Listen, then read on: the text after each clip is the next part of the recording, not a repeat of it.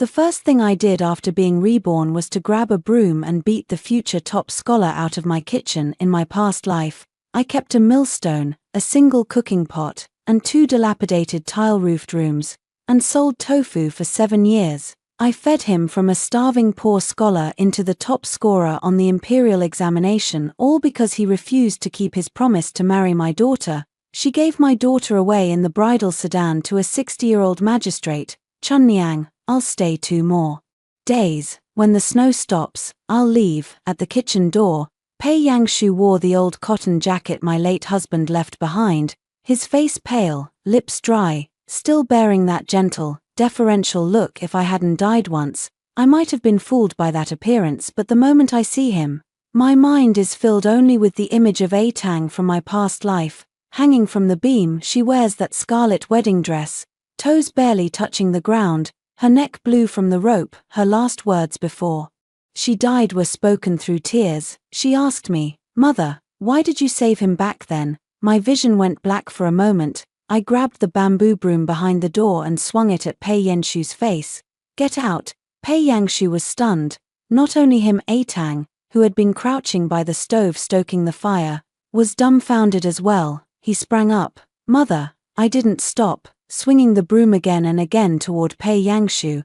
"I told you to get out. Can't you hear me? I gave you a bowl of hot soup last night. Consider that my good deed. You still won't leave my house. Do you think widows are easy pickings?" Pei Yangshu dodged awkwardly, bits of straw all over his face and hair, finally showing a hint of irritation.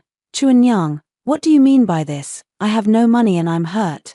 You want me to go out tonight? Aren't you forcing me to my death? If you're going to die, die far away. Don't die in front of my door. It's bad luck." I cursed as I swept and drove her out. A Tang, anxious, rushed over to stop me. "Mother, young Master Pei is a scholar. How can you be like this?" "Shut up." I turned and snapped at her. My voice was so sharp it startled even me. At my outburst, A Tang froze, her eyes instantly reddening. She had just turned 16 this year. She looked like me, though her brows and eyes were even prettier than mine were at that age. She was stubborn but soft-hearted, and couldn't bear to see anyone in trouble. In my previous life, it was she who first dragged Pei Yangshu, who had frozen unconscious in the snow at the village entrance, back home and begged me to give him a bowl of hot soy milk. From that bowl of soybean milk, our Tang, our little courtyard that sold tofu, and I became the stepping stones for his climb. I hardened my heart and was even more merciless with my hands. After all, Pei Yangshu was a frail scholar. I drove him out of the courtyard by force. He stood in the wind and snow, a dark bruise at his temple, his expression terribly sour. "Shen Chuanyang," he said, staring at me, his voice low, "you humiliated me today. I will not forget it when the time comes." When I heard that, I just laughed. "Fine, if there really is a next time, come find me then. But today, if you dare step one more foot into my gate, I'll break your legs." With that, I slammed the courtyard door with a bang. The wooden door rattled, and the broom in my hand was trembling too, not from fear. It is hatred, a hatred that chills to the bone. In my previous life, I thought saving a life was a virtuous deed. Who would have thought the virtue would repay me with an entire family's retribution? I supported him through his studies, sold the donkey my late husband had left, exchanged half an acre of bean field, and gave him the best white beans to restore his health. A Tang washed his clothes, ground his ink, mended his book bag, and waited for him for 6 whole years. Later he passed the provincial examination, then the metropolitan one, and finally became the top scholar. The whole county said that I, Shen Chuanyang, had a good fate. I had raised a once-you star, and would henceforth enjoy endless blessings. But no one knew that on the day the top scholar paraded through the streets, he sat atop a great horse and didn't even cast a glance at me and A Tang standing in the crowd. Afterwards, he was recognized back into the Pei family in the capital and immediately became betrothed to the legitimate daughter of the Minister of War. As for A Tang, with a casual, offhand comment, "A merchant's daughter is of lowly birth and unfit to enter the Pei household," he gave my daughter to the widowed prefect as a replacement wife. I refused, so he used the prefect's hand to first destroy A Tang's purity, then force her into the bridal sedan. A Tang died. I went to the capital to lodge a complaint, Before I could even hand over the complaint paper, his men broke my leg and dumped me outside the city gate in the snowy night. Until my death I never understood what my daughter and I had done wrong to deserve such an end. Now that I open my eyes again, I finally understand it wasn't our fault. He's a wolf cub born wild and impossible to tame. The courtyard was terrifyingly silent. I turned around and met Atang's reddened eyes. "Mother," she said, her voice trembling, "are you out of your mind?" My fingers tightened. In her past life, it was from tonight that Atang set her heart on Pei Yangshu, but this time, I cut off that desire of hers first. I didn't expect her next sentence to stab at me like a knife. "He was only staying the night, freezing to death. You drove him out like that. If something really happened to him, wouldn't we be responsible for his death? Aren't you always the one who says people should leave some room for others? Why are you so ruthless when it comes to a poor scholar?" I looked at her, my throat tight, because she had said these words in her previous life as well. Back then, she said them out of pity for Pei Yangshu. Later, just before she hanged herself, what she said was, "Mother, I knew long ago that your soft heart would get people killed." I closed my eyes, and when I opened them again, only coldness remained. "He won't die. From now on, you're not allowed to say another word to him." Atang stared at me in disbelief. "On what grounds?" "On the grounds that I'm your mother. Just because you're my mother, does that mean you can be unreasonable?" Her tears fell all at once. "He reads and knows manners. He's not like those gamblers and ruffians in the village. Why do you have to be so unwilling to accept him?" A sharp pain hit my chest. She's still young, after all, not knowing that the cleaner someone looks on the surface, the filthier they are to the core. I was about to speak when a set of footsteps, neither heavy nor light, suddenly sounded outside the courtyard gate. Someone outside gave the door 2 unhurried knocks. "Chun Niang, your broom makes quite a racket." I could hear it from the mouth of the alley. At the sound of that voice, a twitch jumped between my brows. Hualin, in my previous life, after I died, he was the one who carried Atang out from the side courtyard of the old prefect's rear residence and laid him to rest. It was him who picked up the corpse for me. By then I was already freezing through. There was nothing left to ask. I didn't expect that in this life he would come so early. Atang was still wiping away tears, and I had already gone over to open the door. Wind and snow swept in. Hualin stood tall and broad in the doorway, a layer of white settled on his shoulders. He held a cleaver for chopping wood in his hand, and a half sack of soybeans lay by his feet. He glanced at me, then cast another look toward the pitch-dark alley outside the courtyard. "Did you drive them away?" I nodded. The corner of his mouth twitched slightly, as if he was half smiling. "What a pity. I was thinking, if you couldn't beat him, I could step in and give you a couple of hits." I was momentarily stunned. Atang stood under the eaves, tears still on his face. Hearing that, he froze completely, because everyone in the village knows that Hualin never likes to meddle. Yet tonight, he seemed to already know why I was driving Pei Yangshu away. My heart gave a sudden jolt. Could it be he was reborn too? But in the next moment, Hualin raised his hand, set the half bag of soybeans at my feet, and said softly, "Don't set up your stall tomorrow. The village head's family is going to cause trouble for you." The moment Hualin said that, I understood. Some calamities really do follow the same path as in a previous life.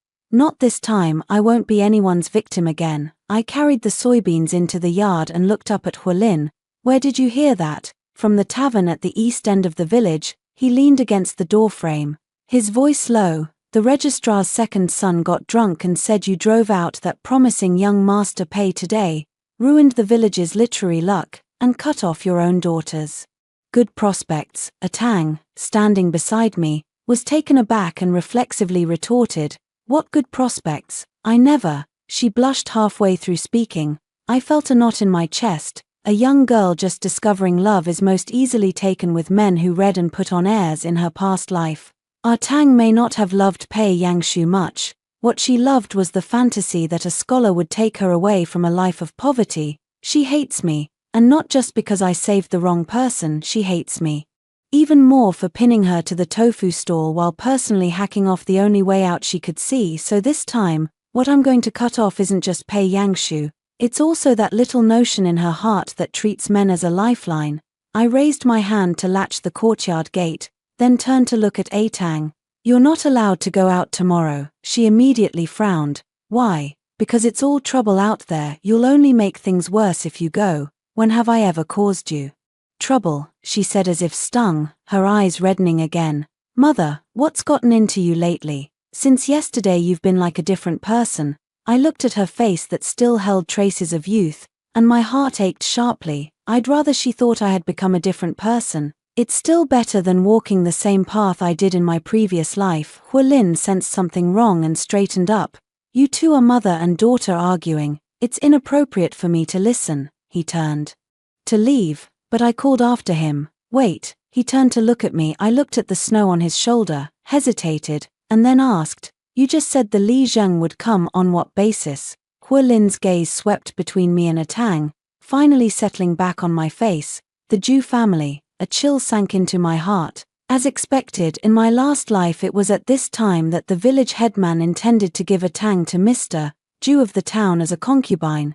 That old man had lost 2 wives, had 3 sons at home, and the youngest was still 2 years older than Atang. I refused, and the village head said I, a widow, didn't know how to be grateful. Later, when Pei Yangshu passed the provincial exam, the Zhu family's match finally quieted down. Now that I chased Pei Yangshu away tonight, the villagers will naturally feel I've lost my backing. Those jackals who swoop in at the scent of meat will, of course, be scheming again. Hualin saw I wasn't saying anything and added softly, "If it really blows up, call me." I looked up at him on the snowy night. His features were strong, but his tone was steady, without an ounce of unnecessary pity, and without that condescending charity in my last life. I only understood who truly protected me right before I died in this life, before he had done anything at all. A part of my heart had already softened. "Got it," I murmured. Hualin gave a low hum in response, then turned and disappeared into the snow. Once he left, it was just Atang and me in the courtyard. Again Atang kept staring at the doorway, then suddenly asked me, "Mother, why do you always talk to Hualin like that?" I frowned. "What? It's just..." She pressed her lips together. "You're always so polite with other people, but with him, you act like you're very familiar." My heart skipped a beat. Naturally familiar, because after I and she died in my previous life, only Hualin took care of our burial. This debt of affection, I couldn't repay even if I died 100 times, but I couldn't say these words. I could only put on a cold face. "Mind your own business, and stop staring at other people." Atang choked on my words and turned to leave. Just before entering the house, she stopped again, then said in a low but stubborn voice, "Mother, I know you're afraid the Zhu family will set their sights on me, but you can't treat everyone like a thief. Young Master Pei is not a bad person." I was almost laughing with anger. Not a bad person if someone is so vile that he trades her life for his career, and that still doesn't count as bad. Then there are no evil people in this world. I didn't argue with her, because reasoning with a young girl who hasn't yet run headfirst into a brick wall is the most useless thing. The next morning, the snow had just stopped when the village official came with Zhu's matchmaker to the door. I hadn't opened the courtyard gate yet when I heard the matchmaker laughing loudly outside. "Chunniang, open the door, a great wedding has come." I put the wooden spoon used for stirring soy milk into the bucket and reached up to pull back the latch. When the door opened, 3 people were standing outside. The village head wore a grey fox fur, his belly sticking out, laughing like a Metria Buddha. Beside him the matchmaker was dressed in bright, gaudy clothes, her eyes rolling as she scanned me from head to toe twice. Following behind was the Zhu family's housekeeper, carrying 2 bolts of cloth, as if afraid people might not know why they had come. "Chuanyang," the village head said in a patronizing elder tone the moment he opened his mouth.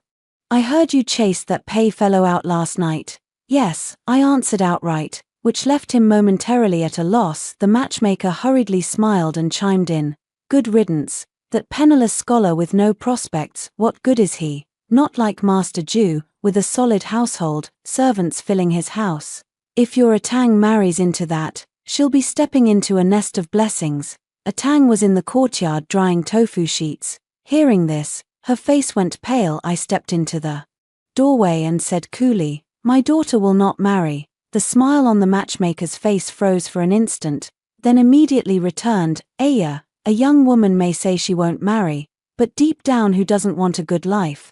Besides, Master Jew may be older, but he's caring. You're a widow, slogging away selling tofu with your daughter. How long could you keep it up? If she marries into his family, she'll eat well and live in comfort, and even you as her mother will benefit. I stared at the 2 pieces of glaring red cloth, my chest tightening in waves. In my past life, they used the same lines. What kind of passing luck? What kind of being cared for in old age? What widow's daughter marrying into a wealthy family? It's all because the ancestral grave has emitted blue smoke, and the result? One wants to send her to the old man's bed, another wants to stuff her into the magistrate's sedan chair. In the eyes of those people, the daughter of a poor, small household is nothing more than meat sold by the pound. I raised my hand and pushed the 2 pieces of cloth straight back into the matchmaker's arms.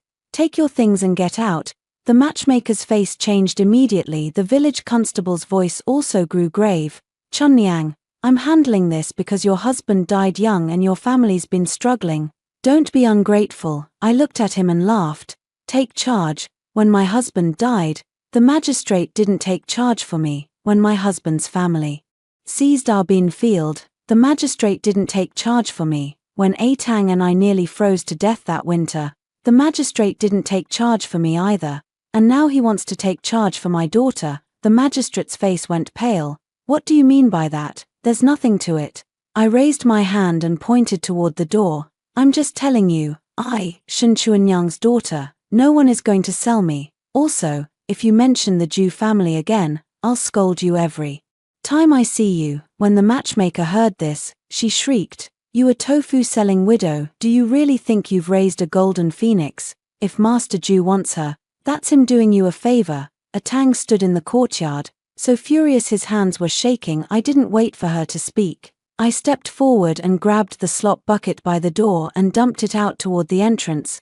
Get out! With a splashing sound, the matchmaker's shout sounded like someone having their skin flayed. The old woman from the Jew family was so frightened she kept stamping her feet. The neighborhood watchman dodged quickly but still got his trousers splashed. His face went pale. Shen Chuanyang, you've turned the world upside down. I set the empty bucket on the ground and fixed him with a cold stare. Yes, I have. If you're not convinced, come at me. My husband's dead. What do I have to lose? If they really push me, I'll risk this life and take a couple of them down with me. My words were so harsh they even stunned the township official. No one expected that a widow who usually sold tofu and spoke gently could be so fierce. The township official ground his teeth, glared at me darkly for a long moment, spat out just you wait, and left with his men. By the time the courtyard gate closed again, a cold sweat had already broken out on my back, not from fear, but from fury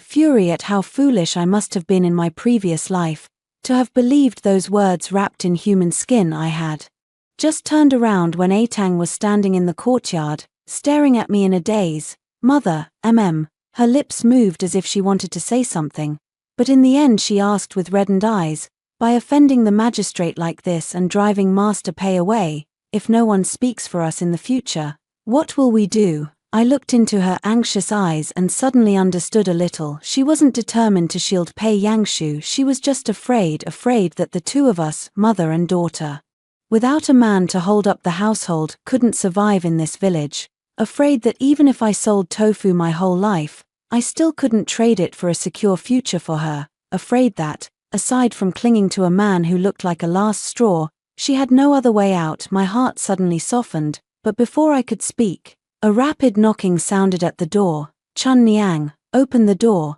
Something went wrong with the tofu from your shop. My eyes darkened. Came in my previous life, after the Jew family refused the marriage. Their second step was to throw mud at my tofu stall. But at that time I was completely panicked. I lost money, my stall was smashed, and even the last bit of capital I had to survive was gone this time. If they tried to step on me again, it wouldn't be so easy. I opened the door and saw that the Jew family's matron was supporting a man rolling on the ground, wailing at the top of his lungs. He tried to take advantage of your daughter. He's nearly dead. 3. The man clutched his stomach, rolling and groaning in front of my door, his face waxy yellow, crying out louder than a pig being slaughtered. Spectators suddenly flooded half the alley. What's going on? They say he ate tofu from Chunnyang's place and got an upset stomach. Yesterday they just come to propose. And today it's turned into this. TSK, TSK. When I saw that man, I snorted inwardly. This man was called Jua Marzi. He spent his days running errands for the Jew family in town. Drinking and gambling, neglecting nothing. In my previous life, he was the one who came with half a bowl of swill and poured it onto my stall, saying my tofu stank, and he even brought a few ruffians to smash my millstone. This time, it was the same trick. When Mrs. Jew saw me come out, she immediately began to wail at the top of her voice. Chunnyang, Chunnyang, my Marzi only wanted your tofu because it was cheap. He bought 2 pieces to take home with his drinks. Who knew eating it would end up like this? If someone dies, can you possibly pay for it? I hadn't even opened my mouth when she was already stirring up trouble. They say widows attract trouble. I didn't believe it before, but look now, these foods she makes aren't clean. She was throwing out swill in the yard yesterday, and today she's selling poisonous tofu. Who would dare let a person like that do business in the village? The crowd watching kept growing. Some people sympathized, while others gloated. A Tang stood behind me, face pale, and whispered, "Mother, what should we do now?" In my last life, she asked me the same back then. In a panic, I listened to others, hurried to pay compensation, hurried to prove my innocence, and the more I paid, the worse I fared. The more I explained, the more guilty I appeared. But now, seeing how Jua Marzi rolled on the ground, I only felt it was inept. I ignored the old woman for a moment, instead crouching down and glancing at Jua Marzi. "Did you say you ate my family's tofu?" Jua Marzi convulsed in pain, panting. "No, what else could it be? My stomach feels like it's being twisted apart." "How much did you eat?" 2 pieces. 2 pieces of old tofu." I nodded, then suddenly reached out and grabbed his chin. On Tuesday, Marzi was caught off guard. I squeezed him until he froze. I leaned in to sniff, then curled my lips into a smile. "The scent of alcohol is so strong, and you still say you only ate our tofu." Grandma Ju's expression changed first when she heard this.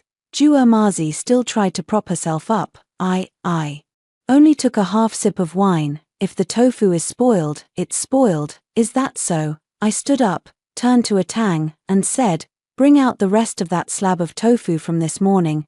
A Tang was taken aback for a moment, but immediately complied. After a short while she came out carrying a wooden tray. On it 2 large white blocks of tofu just lifted from the well water, so tender that they trembled at the slightest touch. In front of everyone, I took a slice with a knife, dipped it in a little soy sauce, and popped it straight into my mouth. I ate. "Who still dares to say it's poisonous?" Everyone reacted in shock. Grandma Ju grew anxious. "The things you yourself made, of course they're not afraid." I sneered and pushed the plate forward. "Then you eat it." She stepped back half a pace, but her mouth stayed stubborn. "Why should I eat it?" "If you won't eat it, then find someone who dares." I swept my gaze over the crowd. A few old neighbors who often bought tofu from my stall looked a little embarrassed. I usually ran my business very honestly, soaking the soybeans long enough, pressing the tofu firmly, never mixing in water or chaff, and deep down they all understood that. In the end, an auntie who sold groceries stepped forward first. "I'll do it." She took a piece of tofu and ate it in public, smacking her lips twice. "Isn't this pretty good? It's even softer than what I bought yesterday." With her starting, 2 more people nearby tried some. An old man slapped his knee and said, "I bought some at her stall early this morning. My family ate it, and nobody got a stomachache." On Tuesday, Marzi rolled on the ground a bit more slowly, clearly in a difficult spot. I stared at him and said slowly, "If this really happened because of the tofu from my house, that's simple. Bring the doctor now, and I'll pay your medical bills in front of everyone. But if the doctor's examination shows it wasn't the tofu..." I paused, and my voice suddenly went cold. "Then you owe me an explanation." Old Mrs. Jew shrilled, "Who are you trying to scare? The person's already in so much pain, and you still..." "I'm not trying to scare anyone." I cut her off and pointed at Jua Marzi. "He smells of baijiu, his sleeves reek of spicy lamb offal, and there's still remnants of cornelian cherry stuck between his fingers. If you want to put on a show, At least make it believable, don't drag the bar snacks from the tavern next door up to my doorstep. No sooner had I finished than someone in the onlookers burst out laughing. That's true, I saw that grease stain on his sleeve, it looks like it for sure. Amazi was drinking at the tavern half the night yesterday. I saw it with my own eyes.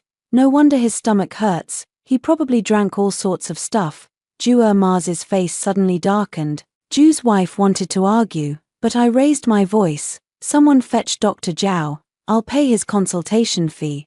Also bring the neighborhood head so he can see for himself. He arranged a match just yesterday, and today the Zhu family comes to wreck my stall. Is this a coincidence, or is someone deliberately trying to force me to sell my daughter? Those words were the harshest of all in the countryside. The worst thing is airing dirty thoughts in the open. When the onlookers heard this, their expressions all turned awkward. After all, the village head is in charge of the village. No matter how biased he may be toward the Zhu family, he can't admit to something like that publicly. Sure enough, before long the village head hurried over, his face drawn long. Physician Zhao was also summoned. After taking his pulse, he simply shook his head. It's not a stomach bug from spoiled food, it's from excessive drinking and eating, with cold and heat clashing within. If you delay any longer it'll really cause trouble. Carry him out quickly, don't make a scene at someone's door. With that, Amazi couldn't keep up the pretense any longer. Clutching his belly, he was helped up and slunk away. Onlookers murmured, the village head's face darkened, and he glared fiercely at Ju's wife. I left them no face and spoke out in front of everyone. Uncle Village Head, since everyone's here today, I'll put it plainly, I, Shen Chuanyang, have been a widow for 7 years. Supporting myself and my daughter by selling tofu, I neither steal nor rob, and I owe no one a single bite of food. From now on, if anyone dares to take my daughter as a match by force, or to make trouble over my tofu stall, I'll go to the county to beat the drums of justice. By then, it won't be only me a widow who'll be humiliated. The village head was pressed by me until his face turned pale, but he was held back by everyone and didn't dare to really turn hostile. He could only squeeze out a word from between his teeth. Fine, you've got guts, but don't regret it later. I watched him walk away, a chill spreading through my heart. Of course I knew they wouldn't just let it go. This little smear was nothing but a test. There are darker things ahead. After the crowd dispersed, Tang looked at me as if for the first time she didn't recognize me. Mother, her voice was soft. How do you know everything? I took the wooden tray from her, and said lightly, knowing too much is what keeps you alive. She seemed stung by my words, her eyes showing a bit of grievance and a vague, indescribable alarm, but I couldn't bother to comfort her because I knew all too well that the Zhu family and the village head, having been humiliated today, would never let it go. Sure enough, at dusk when the stall was closing and the tofu hadn't all been sold, Huolin came striding quickly from the alley. His brows were pressed low, and as soon as he spoke, it was, don't take the road west of the village. The Zhu family is waiting for you by the river embankment. A chill shot through me. Tang's face went even paler. What do they want to do? Huolin glanced at her, his voice dropping low. Snatch someone. The bamboo basket in my hands suddenly grew heavy. In a previous life, the Zhu family, after failing to wed, also did such despicable things. Taking advantage of the darkness, they would cover mouths and bind people on the way, claiming please come as a guest. But in reality, once a girl entered the door and her clothes were disheveled, her life as a maiden would be ruined. It was fortunate that a passing peddler happened to raise the alarm, so Tang wasn't taken away. Although she didn't lose her life, her reputation had already been smeared. Later Pei Yangshu took that old matter and, with a casual "you are no longer innocent," handed her over to the old prefect. I gritted my teeth. This time, they actually wanted to do it again. Huolin reached out and took the burden from my shoulders. I'll take you back. Tang stood where she was. All the last color drained from her face. After all, she was still a girl who hadn't been through much. No matter how stubborn by day, hearing the words kidnapping would still frighten her. I looked at her, and suddenly my heart tightened. In my previous life I always thought she wasn't sensible enough. It was only later that I understood. It wasn't that she was immature, she was simply born too late and born to too hard a fate. She wanted to live with dignity more than anyone. Yet this world delighted in tearing a young woman's dignity to shreds. I walked over and tucked the stray hair at her temple behind her ear for her. "Don't be afraid, Mother's here." Tang looked up at me, her eyes slowly reddening. She seemed like she wanted to say something, but in the end she only bit her lip and nodded. On the way back, Lin walked at the front, broad shoulders, a short knife at his waist, the whole path seeming tightly blocked by him. The wind was cold, but for the first time I felt that didn't have to be walked alone. I just didn't expect that as soon as we reached the doorstep, the courtyard lights were already on. Someone had gotten there before us and climbed into my house, and the place they climbed into wasn't just anywhere, it was that west wing where I keep my late husband's old books and the land deeds. Lin's face darkened. When he kicked the door open, I heard a voice from inside so familiar it made my teeth itch. "Take the box out. Hurry." The doorboard slammed against the wall with a bang. Two dark figures in the west chamber were carrying that old camphor wood chest my husband had left behind. Startled by the kick, one of them loosened his grip, and the chest clanged to the floor. One of them turned and tried to run. Lin was faster than him. He lifted his leg and swept, and the man went crashing to the ground, howling. Another tried to climb through the window.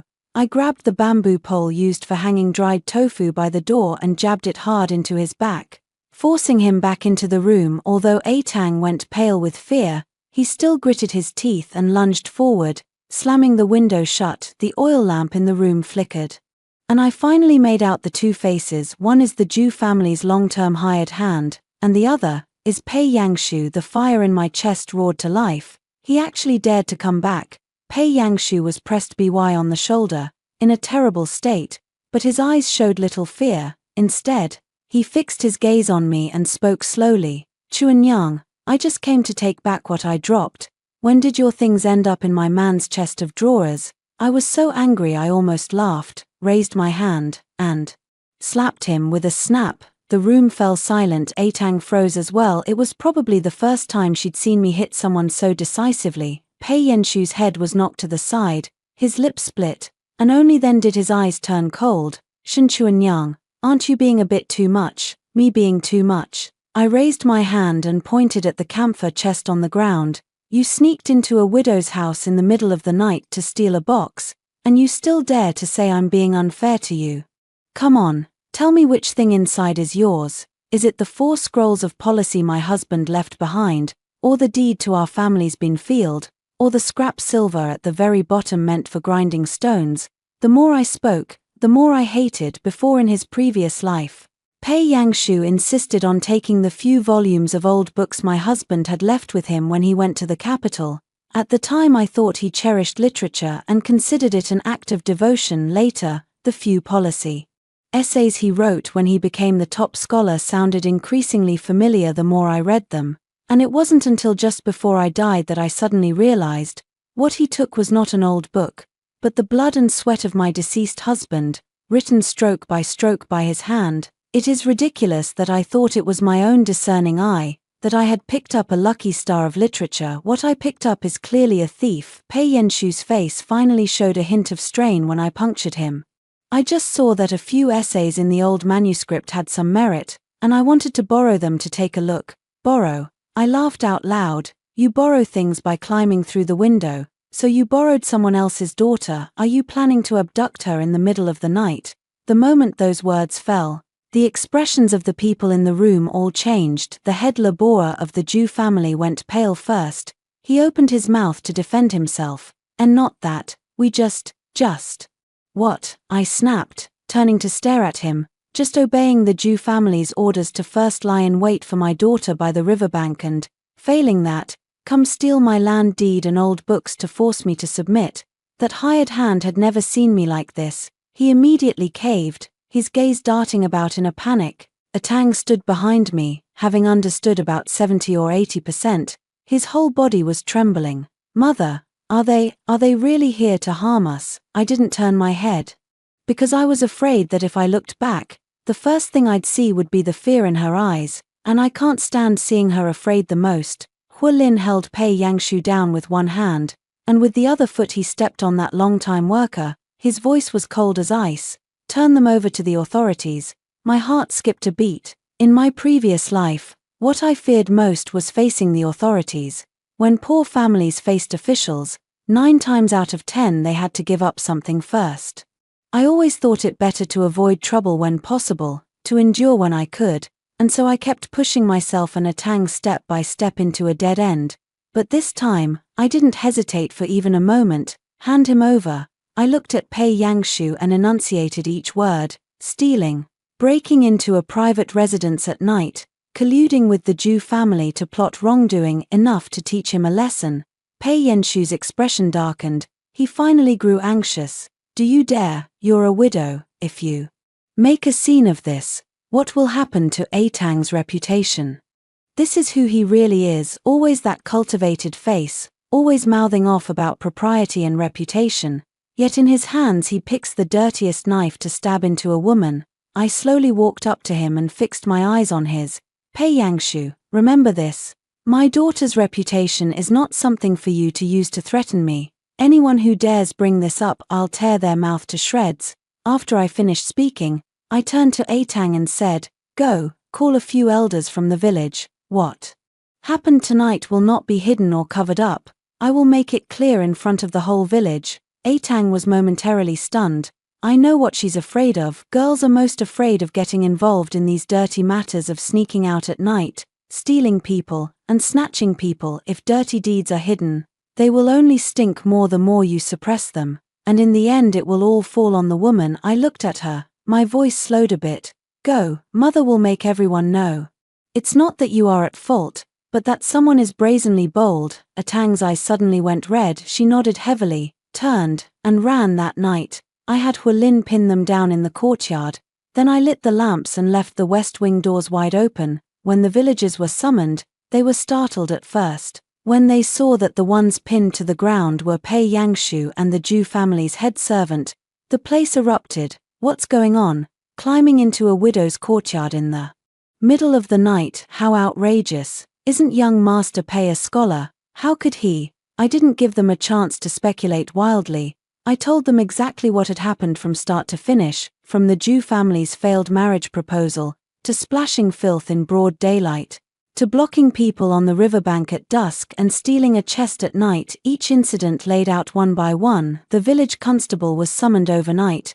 His face was as black as a pot bottom. Zhu's wife was brought along too, and at the sight of the laborer on the ground her legs went weak. She tried to play dumb, but I opened that camphorwood chest in public. In the box, besides old books, old drafts, and land deeds, there was also a letter whose pages had yellowed slightly. It had fallen from Pei Yangshu's sleeve last night while he had fainted in the kitchen. I didn't want to look, but a glance at the words to be opened by the Zhu household on the envelope made everything clear. I opened the letter in front of everyone. The terms are set down in black and white, written clearly. If the riverbank fails to hold tonight, then take the Shen family land deed and my late husband's old drafts. Chunniang will surely be thrown into disarray. Once she's thrown into chaos, Atang, an orphaned girl, will have no way to recover. As for Lord Zhu, that matter is already settled. Signed, Pei Yangshu. The courtyard fell instantly silent. Even Li Zheng froze. Atang stood among the crowd, her face as white as paper, her gaze slowly breaking to pieces. She could never have imagined that the person she had defended for him last night was already plotting to ruin her life today. I didn't look at her because I knew that in the end, she had to take this blow herself to wake up. Old Madame Zhu was the first to lose her composure and fell to her knees with a thud. It wasn't me, it wasn't my idea. That old Master Zhu set his eyes on Atang, claiming that as long as he gets the person through the door, the rice is already cooked. As a widow, Chunniang wouldn't dare make a fuss. I am just a messenger. Gasps ran through the crowd as the words fell. He's really snatching a person. Phooey, that Zhu family head is really something despicable. Pei Yangshu must have stuffed that book into a dog's belly. He actually went along and did something like this. The village head's face twitched twice. He opened his mouth to curse Zhu's wife, but I sneered first. Uncle Lijing, you were the one who vouched for this good match for me. Now the Zhu family and Pei Yangshu have teamed up to harm my daughter. Don't you owe me an explanation? The village head's face turned purple with all eyes on him. He couldn't possibly cover for the Zhu family any longer. In the end, He could only grit his teeth and say, "Turn them over to the authorities." Hearing those two words, I felt an unexpected calm settle in my heart, so it turned out that actually raising the knife wasn't that terrifying. But just as everyone was about to drag him away, a Tang suddenly rushed out from the crowd. Her eyes were frighteningly red as she stared fixedly at Pei Yangshu, her voice trembling. "When you were writing that letter, was there ever a moment when you thought that last night I pleaded for you?" Pei Yangshu was forced to kneel on the ground, and he looked up at her, perhaps seeing that things had already fallen apart. He couldn't even be bothered to pretend anymore, and only let out a cold laugh. "So what if? You've thought about it. Would a village girl who sells tofu even be worth my consideration? If it weren't for your mother's stupidity, how would I have ended up in such a miserable state today?" The courtyard fell silent at first, then exploded. A Tang froze completely, but suddenly, I felt a weight lift from my heart. "All right, well said." In the end, the wolf bared its teeth. "After all, this is more effective than anything I could say, even 1,000 or 10,000 times." The last glimmer of light in Ah Tang's eyes went out completely. The next moment, she actually raised her hand and slapped Pei Yangshu hard across the face. Crack! The slap was resoundingly loud. Only after she struck did her tears suddenly fall. I felt a wrench in my chest. I was about to go over, but a Tang turned to look at me, her voice hoarse. "Mother, did you already know he was that kind of person?" I looked at her pale face, my throat tightening. Before I could answer, a sudden flurry of footsteps came from outside the courtyard. The Yamen runners arrived even faster than our people. As soon as the head constable stepped through the door, he first glanced at Pei Yangshu kneeling on the ground, then frowned and said, "Which one of you is Shen Chuanyang?" I stepped forward. "I am." The head of the squad looked at me and spoke in a low voice.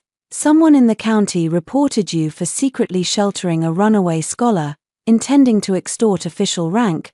Come with us." My heart sank sharply. Pei Yangshu had actually kept a backup plan. What surprised me even more was that the man standing behind the constable, watching the commotion in a thick cloak, was none other than Master Ju 5. The moment Master Ju appeared, I knew tonight's matter was far from over. That old creature was in his 50s, broad and corpulent, with eyes that seemed greasy. They made anyone feel nauseated whenever they fell on a young woman. He cowered behind the constable, a smile at the corner of his mouth, clearly there to watch my misfortune. A chill ran through me, but my face grew even calmer. "Official." I looked at the head of the squad. "Pei Yangshu broke into my house at midnight to steal. The Ju family's head laborer conspired with him. There are letters and witnesses. Why do you seize me, the victim, instead of arresting the thief?" The head of the squad looked uneasy. Clearly he was acting on orders. "Someone submitted a complaint, saying you forced a scholar to stay, hoping for his future success, and secretly kept his writings, not allowing him to leave. Whether this is true or false will be decided by the county magistrate." I almost burst out laughing. Truly a master of turning black into white. It was the same in my previous life. Clearly it was Pei Yangshu who freeloaded at my house, living and eating there, relying on me selling tofu to support his studies. Yet when he turned on me, everyone outside said it was I, this shameless widow, who repaid kindness with coercion, forcing my daughter onto a promising scholar. When a woman becomes poor, when she becomes widowed, even doing good deeds can be turned into original sin. I was about to speak when Hualin already stepped forward half a step, placing himself in front of me. "To detain someone you need evidence." The squad leader frowned. "Hualin, don't interfere." So it turned out they recognized him. Hualin's expression didn't change. "I'm not being nosy. I just can't stand how unreasonable you're being." Pei Yangshu broke into a private home at night and was caught red-handed. The Ju family plotted to snatch a village girl. Hundreds of eyes in the village saw it, and yet you come with a single arrest warrant to take the victim. Did the money the Ju family stuffed into your hands burn so hot it fried your brains? Those words were harsh. Several of the constables' faces changed. Master Ju sneered from the back and finally stepped out. "The son of the Hua family. The county Yamen is handling the case. It's not your place to make trouble here. Besides, a widow's private affairs don't look good brought before the authorities. If Chunliang were smarter and had sent a Tang into my household, all tonight's troubles would naturally have been settled." Tang stood behind me, her face going suddenly pale. A heat like a flame burst up from my chest to my head. This old geezer isn't even bothering to pretend anymore. I reached out and moved Tang behind me, fixed my gaze on Master Ju, and said, enunciating each word, Master Ju, even dreaming should be saved for daylight. Even if my daughter never marries in this lifetime, it won't be to you. If you so much as think about making a move on her again, I'll make the whole county know how your Ju family blocks the road at night, scales walls to steal boxes, and forces decent girls into marriage. Mr. Ju probably didn't expect a widow like me to openly defy him. The smile on his face vanished on the spot. Shen Chuanyang, don't refuse the good wine and accept the punishment wine instead. As for Tang, a mere village girl, if I take her, it's because I hold her in esteem. You don't know how to show gratitude now. Once you end up in the county Yarman, don't blame me for not leaving you a way out.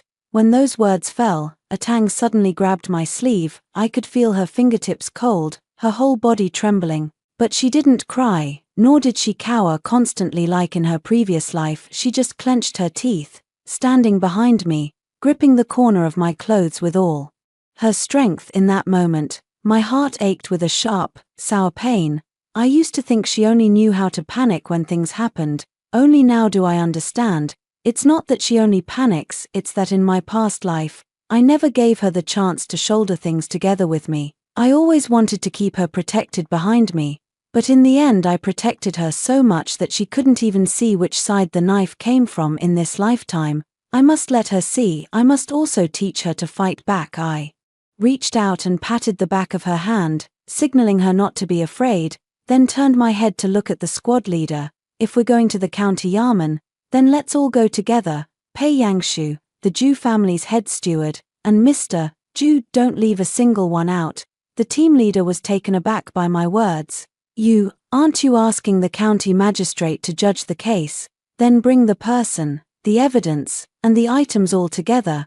I raised my hand and pointed at the letter and the old trunk on the ground. I want to see who is scheming for a reputation, and who is actually harming people. Ju Yuan's expression darkened. You, a widow, really dare to? Why shouldn't I dare? I raised my voice sharply. My husband is dead. I rely on selling tofu to support my daughter, live a clean life. Now someone climbs over my wall in the middle of the night, robs my daughter, steals my deed. If I didn't dare speak up, would I wait for you to devour my mother and me alive? The courtyard fell silent. The villagers who liked to watch the excitement, at first were a bit afraid of the Ju family and dared not speak up, but now my words stirred in them a sense of shared outrage. Right, let's go to the county Yarman together. What sense does it make to take only the victim and not the thief? Chuanyang has been selling tofu honestly all these years. Who doesn't know that? Do they really think a widow is easy to bully when there are too many people and the voices become a jumble? Even the Yarman runners don't dare to show blatant favoritism. The squad leader weighed it for a long moment, then finally waved his hand with a stony face. Take them all. Patron Ju's face turned green, but he could only follow along on the road from the village to the county Yarman. I didn't ride in the carriage.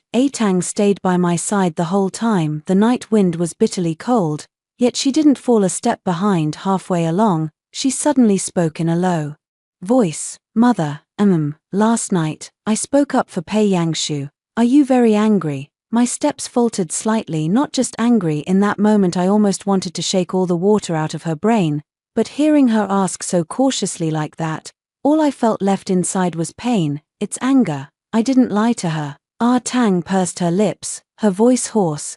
Then why did you stop scolding me? I turned to look at her. In the moonlight, there were still wet tears on her eyelashes. I was silent for a moment, then said softly, because scolding you is useless. If you don't see it with your own eyes, you'll always think mother is making it up. Tang's eyes reddened, and after a long moment she said, I didn't mean to not believe you. I just keep thinking, if there really were a scholar willing to take us away from here, wouldn't life be a little better? The moment she said that, my throat suddenly tightened terribly. Yeah, she is not stupid. She just wants to live a better life too.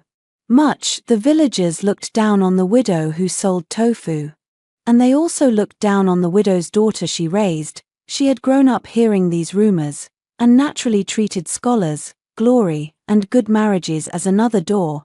What she did not know was that what was written on that door was not a way out, but a tomb. I reached out and tucked the wind-blown wisps of her hair behind her ear. Atang, your mother lacks ability and didn't bring you into a life of wealth and privilege, but there's one thing your mother must teach you today. She looked up at me. I stared at the pitch-black official road ahead and began to speak slowly. In this world, the most unreliable thing is pinning your way out on someone else, be it a man or a scholar. None of them is your heaven. You can only be considered alive if you can stand on your own. Atang was stunned. She had probably never imagined I would say these things to her because the old me always taught her to endure, to yield, to mind a young woman's reputation, to always think first about how it would affect her future marriage in my last life. It was those very words that personally pushed her onto a path of death this life. I won't teach her those things anymore. I'll only teach her how to hold her back straight in a world that eats people alive. Atang's eyes reddened bit by bit, and she gave a low hum.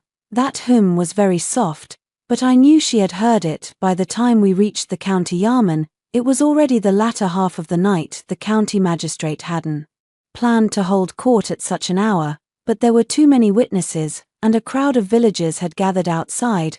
The matter couldn't be kept under wraps, so he hurriedly donned his official robes and took the bench. I knelt at the foot of the court, looking at Mr. Ju's impatient face, and suddenly remembered that in my previous life when I went to the capital to lodge a complaint, I couldn't even get a place to kneel. Now it's just a minor county yarman, and I'm not the least bit afraid. Because this time, I have the evidence in hand, and no one is dead. The first thing they asked about in court was, naturally, that letter. At first, Pei Yangshu even tried to deny it, saying I forged it, but anyone could tell from comparing the handwriting on that letter with the pieces he normally wrote. On top of that, as soon as the Ju family head got a beating, he confessed, and Mrs. Ju let something slip in front of everyone, so the whole matter quickly fell apart. By the end, the county magistrate's face was unbearably sullen. The village constable, to clear himself, was the first to jump out and denounce the Jews, saying he had only been well-intentioned in matchmaking and had no idea they were so despicable. I sneered inwardly. People like this, when the knife comes down, they always cut others first, but now isn't the time to deal with him yet. I need to protect myself and Atang first, then pull out the Ju family's poisonous thorn. When the gavel struck in the hall, Atang suddenly brushed lightly against me at my side. I turned my head and saw her quietly hand me a paper folded very small. I frowned and unfolded it, glancing by the light, and my heart suddenly sank. On it were only a short line. There is another letter under the bedboard in the west chamber.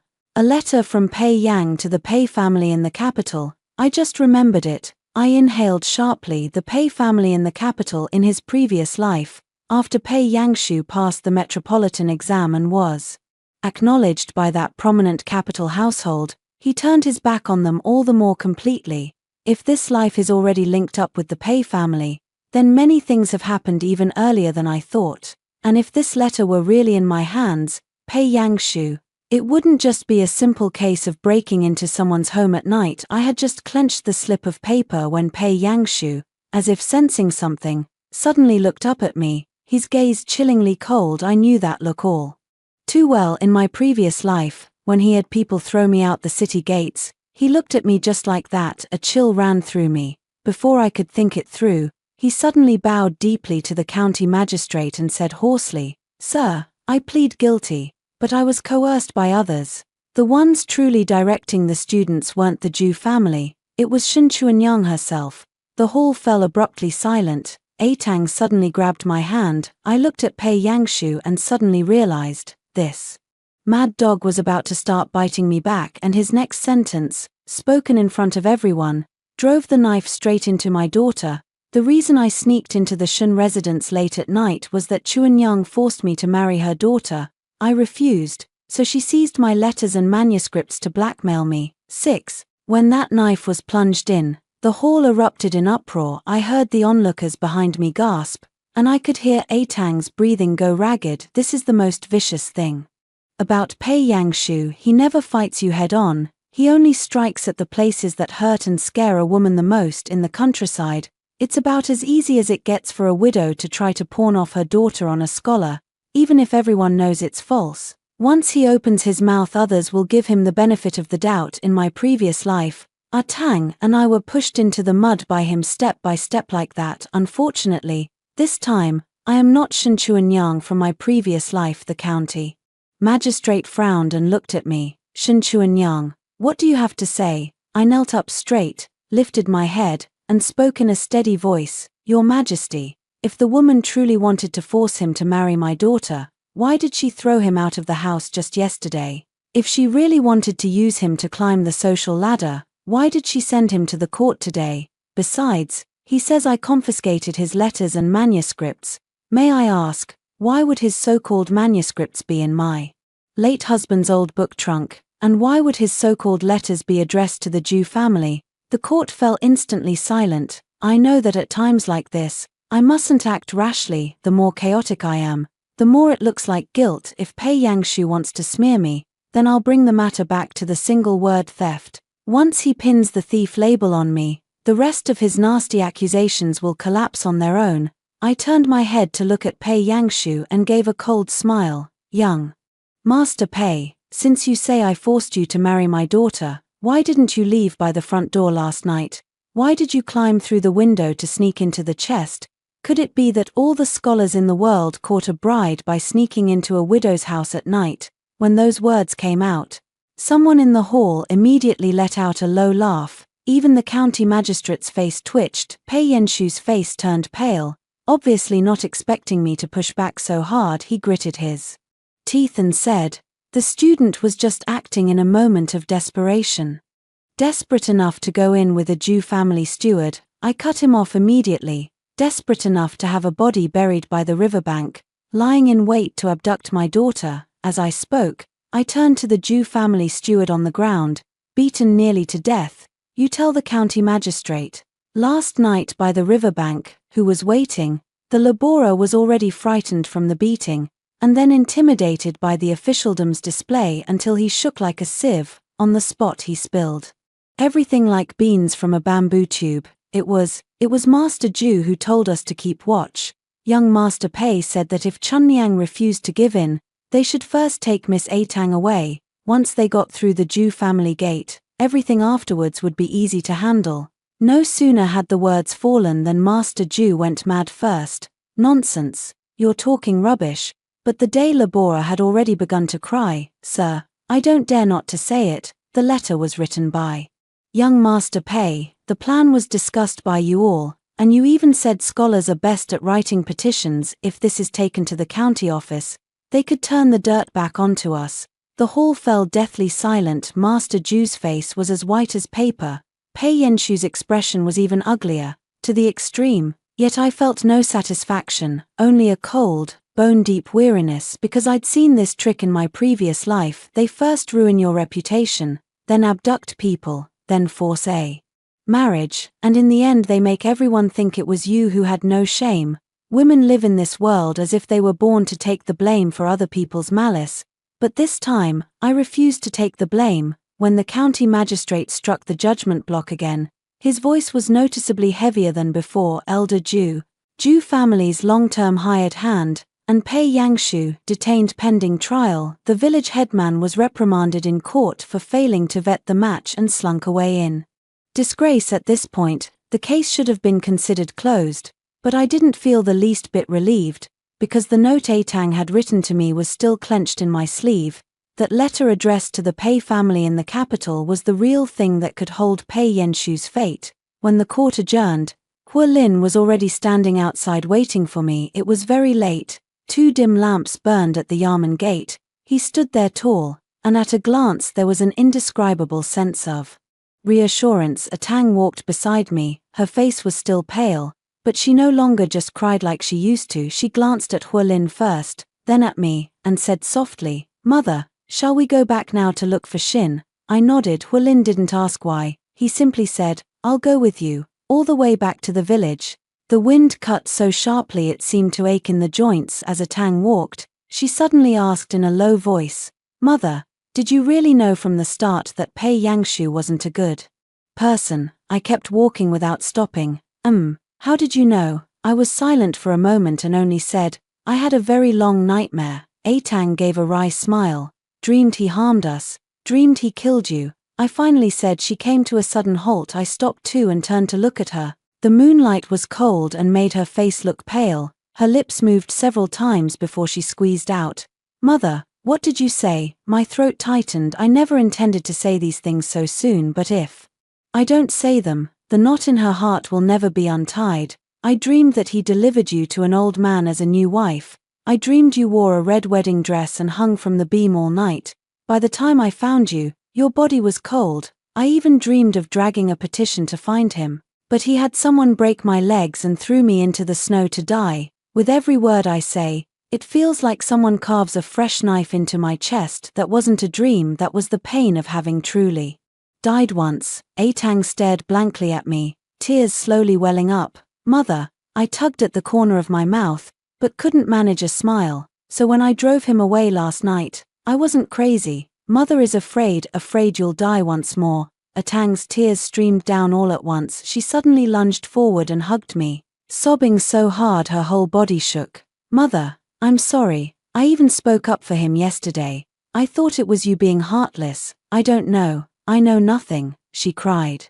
Like a child, her tears soaking my shirt, I held her, my own eyes burning and swollen in my past life. My daughter and I never got the chance to sort things out before we died. She hates me. I feel ashamed toward her in this life. I can finally hold her like this once more. Hualin stood to one side, never speaking. He only shielded us from half the cold at the doorway. After Atang had cried enough, I touched her head and said softly, when you've finished crying, wipe your tears dry. Your mother isn't afraid of you crying. She only fears you'll be foolish. Not everyone who writes is pure, and not every rough-handed person has a bad heart. When you judge someone, watch what they do when you need them most. Do they pull you up, or stamp on you? Atang nodded, sobbing, but when she looked up, her gaze involuntarily fell on Hualin. Hualin was carrying a lamp. His brows and eyes looked very deep in the night. He noticed Atang's stare and said lightly, What are you looking at? We're hurrying. Atang's nose was still red, and his words actually left her momentarily speechless. I couldn't help laughing. The heavy gloom in my heart had somehow lightened. After returning home, we headed straight for the West Wing. I lifted the bedboard, and sure enough, underneath was a package wrapped in oil paper. I opened it to find a letter and a small green jade private seal. The envelope bore 4 characters, to be opened by the second house of the Pei residents. My heart leapt and I immediately tore it open. The letter wasn't long, but every line sent a chill down my spine. It turned out Pei Yangshu was not truly a poor orphan from a humble family, but the illegitimate son of the master of the Pei family's second house, who had been cast out years ago.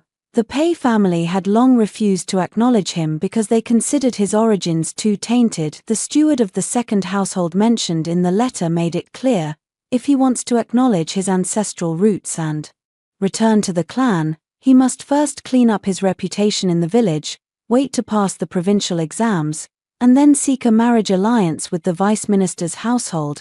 As for the old favors and old grudges in the countryside, cut them off where they should be cut. Do not leave any future trouble. What is meant by future consequences? Of course it's just me and Atang. After I finished reading it, my hands were all cold. No wonder in his past life he turned hostile so decisively. It wasn't that he suddenly changed his feelings after high school.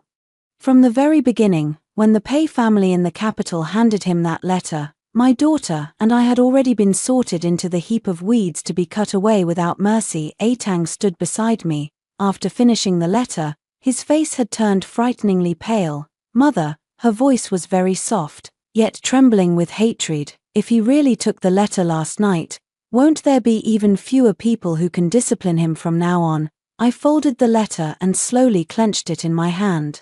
Yes, so, this thing can't stay only in our hands. I looked up and glanced at Hualin. Hualin, do you know anyone in the county who can get a letter delivered to higher-ups? Hualin was silent for a moment, then nodded, yes. The former superior at Qianying is now working at the prefectural city metropolitan commandery office.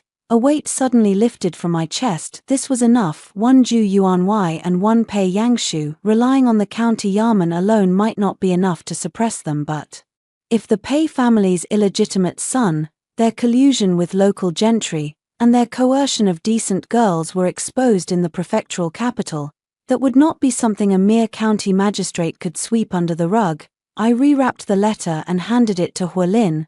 Please do me the favor of delivering it. But Huolin didn't take it. Instead he looked at me and asked softly, are you sure, once this letter is sent, Pei Yanshu's future will truly be cut off? Hearing this, I only found it absurd. A future, his trampling on the lives of me and A Tang. What right does he have to talk about a future? I lifted my eyes and said, word by word, break it off then. If he doesn't cut off his promising future, it'll be my daughter's life that gets cut short. Only then did Huolin reach out and take the letter. When his fingers brushed my palm, they were cold, but steady. In that instant I suddenly remembered my past life, how when I died in the snow, if someone had pulled me like this, perhaps the ending would have been different. But before I could completely relax, a flurry of urgent knocking came from outside the courtyard gate. Chuanyang, open the door, the magistrate's office people are here. My heart skipped a beat. I hurried over and opened the door. It was the little clerk from the county office who had been here earlier. He was running and sweating profusely, and as soon as he spoke his tone was frantic. Hurry to the county. Master Ju is dead. People die in the prison, gasping until the end, saying that they ate that bowl of tofu soup you sent. My head went buzz with a sound. It's over. They are going to pin a death on me. The minor officer panted and added, the first to point you out was Pei Yangshu, 7, when I was locked into the women's cell. Dawn was already near. The cell was cold and damp, the straw smelling of mildew, and water still dripping in the corner. Before locking the door, the constable gave me a mocking look. You had some nerve. Yesterday you were in court accusing someone. Today you've turned into a poisonous woman. I kept my mouth shut. I'd heard that kind of talk far too many times in my past life. The moment a woman speaks up, she's either a shrew or a viper. The moment she tries to protect her daughter, she's branded a madwoman who doesn't know her place. They never bother to ask what really happened. They only look to see if you're soft enough, easy enough to bully. When the cell door clanged shut and the footsteps outside faded, I slowly sat down on the haystack. I opened my palm and only then realized it was covered in cold sweat. Scared, of course I'm afraid. In my past life, I was crushed to death, layer by layer, by bureaucratic doors. But this time, I can't be afraid. If I flinch, then that Atang outside, who hasn't truly grown up yet, will have no one left to hold the line for her. It wasn't long before the sound of light footsteps came from outside the cell. Mother. When I looked up, Atang was standing outside the wooden bars, her eyes badly swollen and her lips bitten white. Huolin was standing beside her. His expression was colder than the night before. He was holding a food box, clearly something he had just arranged, and had only then allowed Atang to come in and see me. I had meant to smile to reassure her, but when I opened my mouth my voice went hoarse instead, crying. When Atang heard that, tears almost welled up again, but she forced them back. I'm not crying, she sniffed, her voice trembling. I'm just here to ask you, what do we do now? These words made my heart burn. If it were her in a previous life, she would have hugged me and cried, asking why this was happening. But in this life, she finally asked first what to do. I swallowed the sour feeling in my throat, stood up, and walked to the railing. First, you must not go seeking Li Zheng. You must not go seeking the Ju family. And even less must you seek Pei Yangshu. Second, keep the stall open and the tofu selling as usual. Third, go find Zhao Longzhong, then go to the Yamen kitchen, and see exactly what Ju Yuanwei ate last night. Atang stared for a moment. Are you saying he didn't necessarily die from eating tofu pudding? It's not that it might not be. I looked at her. It's that 9 times out of 10. It isn't. If it was really something I smuggled in, the magistrate's office should have taken out the food box and bowl for inspection when they held court last night. Instead of locking me up first just based on Pei Yanshu's word, they want to pin this case on me first, then slowly make the dirt stick. Tong Tong's face changed a little. I know she's smart, just never forced to think about these things before. Now that the knife is at her throat, she will naturally wake up. I reached out and, through the bars, held her cold fingertips. Atang, remember this, if all you do now is cry, then my being imprisoned this time will have been for nothing. You must hold down the stall for your mother and uncover the truth. Atang's eyes were rimmed red, but she nodded deeply. I know. She paused, then added in a low voice, Mother, this time I'm not afraid. A sharp ache surged in my heart. Of course I know she wasn't born fearless. She had simply finally understood that no one in this world could keep her sheltered forever. She had to grow on her own. Huolin hadn't spoken all along. Now he finally spoke in a low voice. The letter has already been sent, at the latest. Someone from the prefectural city will come tomorrow. I looked up at him. His expression was calm, as if he had merely done something utterly ordinary for me. But I knew that sending out this letter wasn't sending paper, it was sending my life and Atang's. I nodded at him, much obliged. Huolin looked at me, his voice dropping a few notches. You just hold on, I'm out there. Just these 6 words made even the cold seams of my bones gradually steady. I didn't say anything else, I just pulled Atang forward a little. There's one more thing. What? Don't be afraid to show your face. I looked at her and said, word by word, you're going to save me, not disgrace yourself. The one who should be ashamed in this world has never been the one who was harmed. Atang's eyes trembled fiercely. Then she bit her lip and nodded. I'll remember. After they left, the cell fell quiet again. I sit on the haystack, close my eyes, yet my mind hasn't stopped for a moment. Master Ju's death came too quickly, so fast it felt like someone had been waiting for this stab all along, and the one most eager to pin this blade on me, other than Pei Yangshu, there wouldn't be a second. He wants to silence Master Ju, and cut off my path as well, as long as I bear the crime of poisoning someone to death, and add the reputation of a widow colluding with a scholar and fighting over love, let alone pleading my case. Neither Atang nor I will ever be able to hold our heads up again in this life. Such a cruel heart. Unfortunately for him, he miscalculated. This time he figured I was still the same Shen Chuanyang who panicked, endured, and always thought first of keeping the peace, but I'm not anymore this time. I won't just live, I'll sever his prospects, inch by inch, and I didn't expect it. In just half a day, the first person to give me hope wasn't Huolin, it was Atang. In the evening, she came again. This time her eyes were still red, but her expression was no longer the panic of the morning. As soon as she spoke, her voice was tight, yet very steady. Mother, I've found it out. The bowl of tofu soup Master Ju ate last night wasn't from our place. My heart gave a jolt, and I immediately stood up. How do you know? Atang took a deep breath, as if suppressing excitement.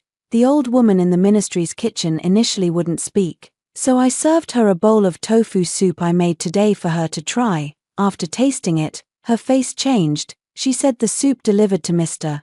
Ju last night doesn't taste like this at all. I checked the kitchen's purchase ledger again. Yesterday the tofu from the ministry's kitchen was sent by the Liu family from North Street, in a full block. I remember clearly, it was not taken from our place at all. And also, she paused, and her eyes suddenly brightened, as if she had finally grabbed a lifeline.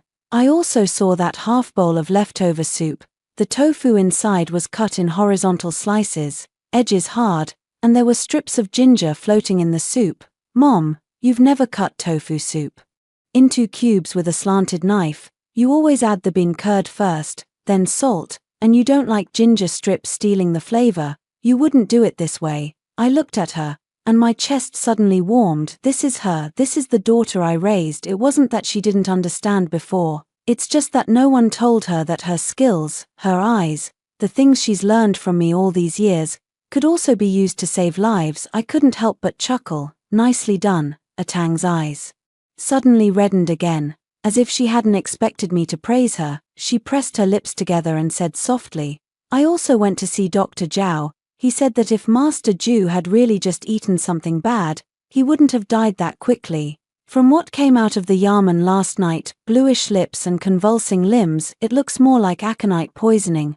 Aconite, my heart suddenly sank. I've heard of this thing. Used medicinally it can save people. Used in excess, it can kill. Atang continued. Dr. Zhao also said that aconite tastes bitter. If it's dropped into a tofu soup, the tongue will notice at once. Unless it's not dropped into the soup. I finished her sentence. Atang nodded. hatred already in her eyes. Yes. Later I asked the jailer who watched the cell. The jailer whispered that after Mr. Ju was brought in last night, he kept saying he felt panicked and wanted a sip of hot soup to calm himself. Pei Yangshu was locked in with him, and the two of them spoke quietly for quite a while. My fingers tightened suddenly as expected. What Pei Yangshu wanted was not to keep Mr. Ju imprisoned. What he wanted was a dead person, someone who, once dead, could no longer let a single word about the Jing Pei family's letter, nor about how they plotted against my daughter, slip out. I took a deep breath and forced the flame in my chest down. Where is Hualin? He went to see the jailer who watches the night shift. Tang's voice was hoarse. That jailer owes a ton of gambling debts. I heard from Ho Lin that as long as the source of the silver is dug up, Pei Yangshu won't be able to run. I looked at Tang and suddenly felt that she had really grown up, not by marrying someone, not by being led by scholars, it was herself, stepping steadily, one step at a time. I reached out and gently touched her face. Are you scared? She shook her head at first, then nodded, scared.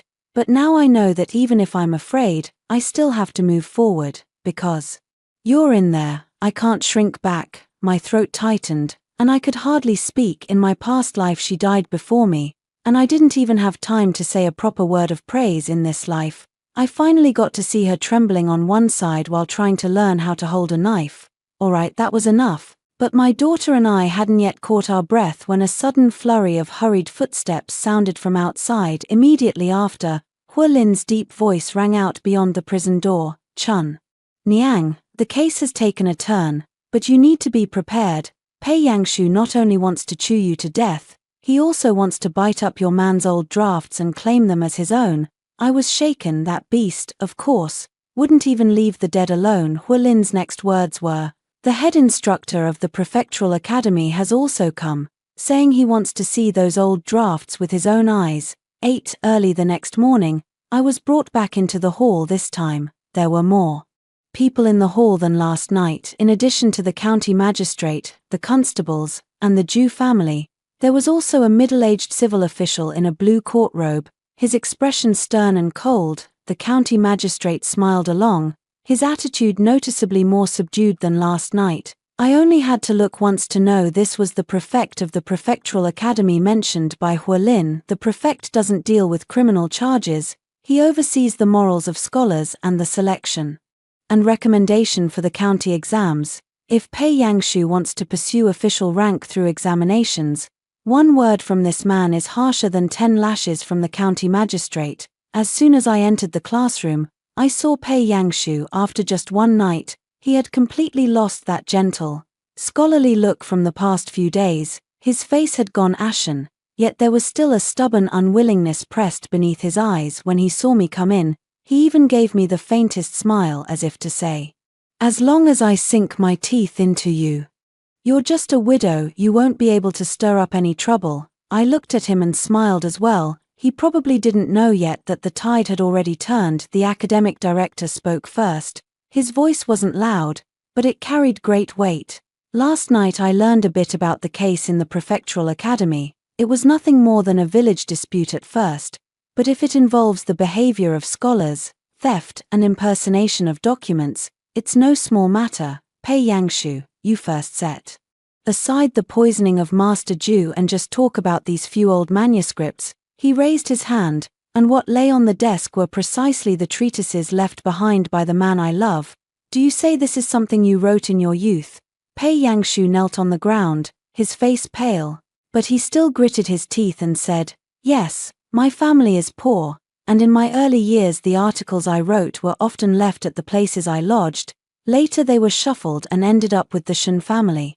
Last night I merely wanted to retrieve the old drafts, but I was smeared as a thief in people's mouths. He spoke neither hurriedly nor slowly, as if there really were such a thing. If I hadn't died once, I'm afraid I would have to commend him with fine words. Shuizheng didn't hurry to unseal him. He only opened one of the scrolls and spoke lightly. In the third paragraph of this document, it says when harvests are abundant, prices fall and taxes weigh on the farmers, the officials should first reduce rents and then collect taxes. How old are you this year? 17. At 17 you can already write such policy essays closely related to agricultural governance. You're quite a genius. There were people below the hall whispering in astonishment, but I heard the schoolmaster's tone shift. What a coincidence. On the very last page of this manuscript, there's a faint marginal note. The ink has been rubbed, but you can still make out the characters Huayan's own record. At the age of 29, my heart jolted violently. Huayan, that's my man's name. Pei Yanshu's face turned deathly pale. Only now did I remember, back then when my man wrote, he liked to casually end with the line recorded by Huayan, year month. The old drafts from his previous life were taken by Pei Yangshu. I never saw them again, so of course I didn't know whether he'd erased all the traces. It turned out some hadn't been erased. Shui Zheng slapped that page down on the desk. His voice had already gone cold. When you were 17, Shen Huayan had already been dead for 4 years. Pei Yangshu, why don't you explain how a dead person managed to annotate himself in your manuscript? The hall fell silent. I could only hear the breath in my chest finally easing, little by little. This isn't just a slap in Pei Yanshu's face. I took it back for my man. He died young, never achieved any honors, left behind hardly any respectable reputation, but his things shouldn't be used as a stepping stone by such a wretch. Pei Yanshu's forehead was already sweaty, his lips trembled. He still wanted to struggle. The student only what? Shui Zheng cut him off coldly. Only using a dead man's essay to chase fame and rank, or using a widow's family's money and food to keep yourself alive, shaping yourself into the guise of a gentleman, then turning back to bite the benefactor. When those words came out, the way everyone in the hall looked at Pei Yangshu changed. I watched him kneel there and suddenly remembered after a Tang died in my last life, I knelt on the stone steps of the capital just like this, surrounded by people on all sides,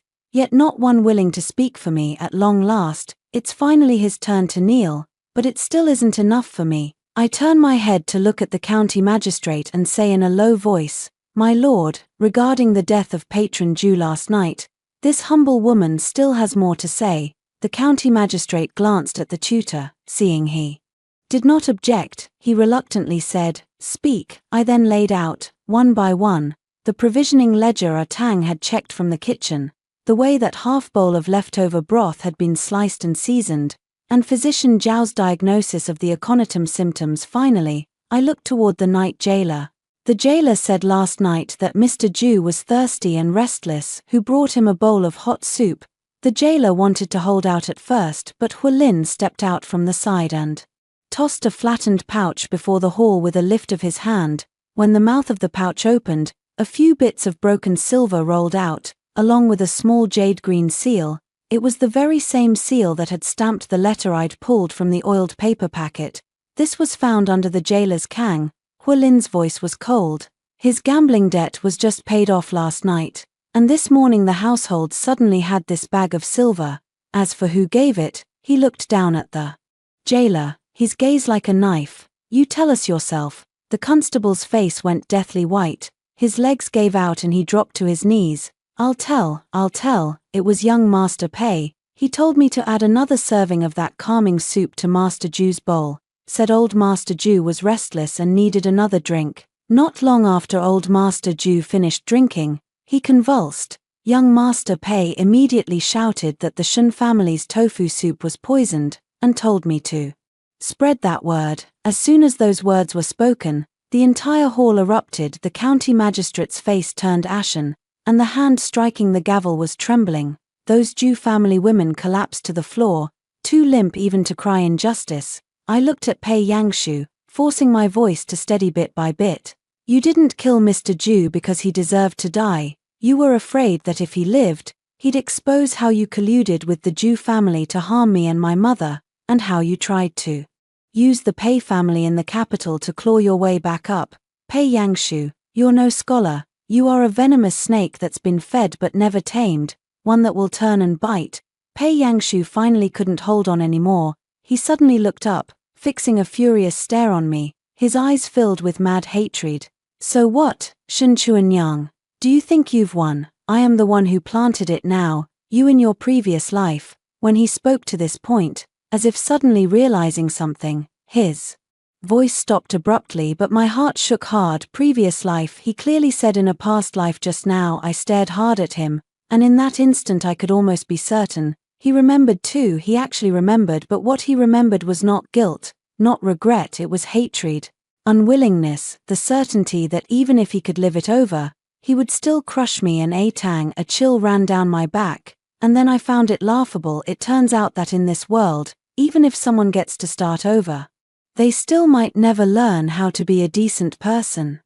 Shuizheng obviously hadn't understood that phrase in a past life, but that didn't stop him from understanding other things. He looked at Pei Yangshu, his expression dark enough to be frightening, immoral and corrupt, stealing others' writings and passing them off in his own name, colluding with local gentry, framing the oppressed, even being implicated in a homicide. Today at the prefectural school, I'll first cut you off. From now on, you will never be employed. At the moment those 4 words fell, Pei Yangshu froze completely. It was as if something had been pulled out of his bones in an instant. What does he care about most? Not his face, not his life, but fame and official rank. In his previous life he could turn his back on people, could trade my daughter for a future, all based on that thought of perhaps I'll pass someday. Now this phrase never hired is equivalent to cutting off all his futures at once. His face suddenly turned deathly pale, and he lunged forward, trying to grab the desk. No, I can make it. I'm definitely going to make it. What right do you have to cut off my future? The Yamen runners swarmed forward and slammed him hard to the ground. He was still struggling, his eyes bloodshot, and the only words he kept repeating were, I'm the Zhuangyuan, I should be the Zhuangyuan. Listening to this mad talk, I suddenly found it absurd. So it turns out that once you strip off that veneer of refinement, this is what he really is inside. Even the onlookers around them were unnerved by the way he looked. When the county magistrate brought down the gavel again, the matter was settled. Pei Yangshu, for plotting to harm patron Zhu, falsely accusing the victim, breaking into a private home at night, and stealing a manuscript, multiple crimes to be punished together, is to be thrown into jail to await a retrial after the autumn assizes. Head of the Zhu household colluded with the prison warden to assist the tyrant, was flogged and imprisoned. The Zhu family plotted to kidnap a common girl and falsely accused an innocent person, fined in silver, their shop sealed, and expelled from the county. As for the neighborhood chief, the schoolmaster glanced at him coldly, uttered only character unfit for the position, and had the county magistrate remove that little hat from his head on the spot. The village headman knelt on the ground, his face ashen like paper. I stood below the hall, feeling that the suffocating resentment that had weighed on my chest my entire life had finally eased a little, not completely. Atang died once, and so did I. This kind of hatred cannot be wiped away by a single court session. But at least, from today onward, the knife will no longer rest solely on my mother and daughter's necks. As the courtyard dispersed, I was about to take Atang away when Pei Yangshu suddenly lifted his head from the ground, fixing his gaze on me with a deadly stare. Shunchuan Yang. I stop in my tracks. His face was bruised blue and purple, yet his expression strangely grew calm. Don't celebrate too soon, you, a tofu-selling widow. Even if you press me down, how noble can you really be? Your daughter's whole life will still be spent in the countryside grinding beans to make tofu, marrying a rough man, birthing a litter of children, rotting in the mud.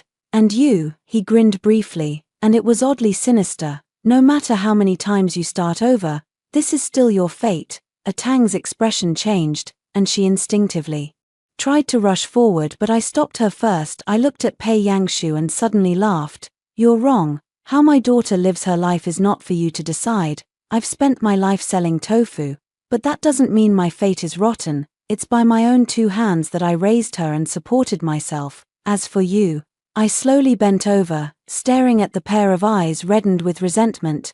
If you ever think of stepping on women to climb up in this life, not even in your dreams. After saying that, I didn't look at him again. I took Atang's hand and left the courtroom. The sun was extremely bright that day when I stepped out of the county yamen. The light made me squint, and I suddenly felt as if a lifetime had passed. In my previous life, I died in the snow, and what I hated most was failing to seek justice for Atang. Now, I've finally reclaimed half of it. The other half, The other half has to be earned by ourselves. We have to live the days to come, but I didn't expect that as soon. As I stepped off the stairs, a tang suddenly, in front of everyone, dropped to her knees with a thud in front of me. 9, Mother. Her kneeling completely stunned me. The crowd around us, which hadn't dispersed yet, was also frozen. I hurriedly pulled her. What are you doing? Get up. But a tang refused to get up. Her eyes were red, her shoulders trembling. She held my hand tightly. I have something to say. Save it for when we get home. I'm afraid to go home. I won't dare to say it then. Her tears fell all at once. Mother, I have to say it now. I looked at her tear-streaked, bedraggled face. It felt like someone had violently tugged at my heart. I stopped forcing it and only whispered, "Then you tell me." A tang looked up at me, her eyes rimmed red, each word trembling. I used to always feel that you were watching me too closely. I resented that you stuck to the tofu stall, resented that you kept saying a young woman should be steady, resented that you wouldn't let me look beyond. Before last night, I still thought you drove Pei Yangshu away because you looked down on a poor scholar, because you didn't want me to have a good life. By the time she reached this, her voice was choked and a wreck. But today I finally understand, it's not that you didn't want me to go out into the world, it's that you've been standing alone in front, blocking those filthy things I couldn't possibly understand. My throat tightened and my eyes instantly grew hot. A tang lowered his head and knocked one out heavily for me. Mother, I'm sorry, it was my stupidity, my blindness, my fault for blaming you. Last night you asked me if I would believe it without seeing it with my own eyes. I believe it now. Mother, you're doing this for my own good.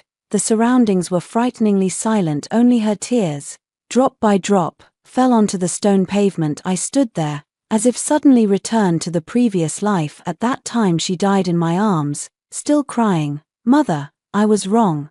But by then it was too late. When I arrived late and held her, I couldn't even bring myself to say, "It's okay, Mother doesn't blame you." But now, she's still alive, she can still kneel before me like this, crying and admitting her fault. I still have a chance to pull her up, hold her in my arms, and tell her it's nothing. I can't hold it together anymore. I crouch down and pull her into my arms. Silly girl, what are you apologizing to your mother for? You're not dead, as long as you're alive. That's enough. The moment those words left my mouth, my own tears began to fall. Atang buried herself in my arms, her shoulders shaking with sobs. I held her, patted her back. The hardest, coldest place in my chest seemed to finally begin to thaw bit by bit. In this life, I had finally managed to say those words. It's not your fault, it's not my fault either. What's wrong are those who push us to our death after the two of us have cried enough. Luo Li handed over a clean handkerchief from the side. His voice remained as steady as ever. Need to pick up and bring home. The wind is strong on the street. I looked up at him, my eyes still red, and couldn't help but smile. A tang also dabbed at his tears, his ears suddenly flushing a little. She usually has a sharp tongue, but at this moment she was very meek, keeping her head down as she walked home with me. On the way back to the village, she kept holding my arm, no longer awkwardly keeping half a step's distance like before. Halfway there, she suddenly spoke softly. Mother, I want to learn how to make tofu from you. I paused mid-step. Why the sudden interest in learning this? A tang sniffled, but looked very serious. It's not sudden, it's only now that I understand. A skill that can put food on the table is worth more than a mouth that can sweet talk. I used to look down on that beanie smell and felt that you were stuck at the tofu stall because life dealt you a hard hand. But now I know, that's not a hard fate, that's real ability. I looked at her, and it felt as if something had gently bumped my heart. In my previous life I never heard her say anything like that until I died.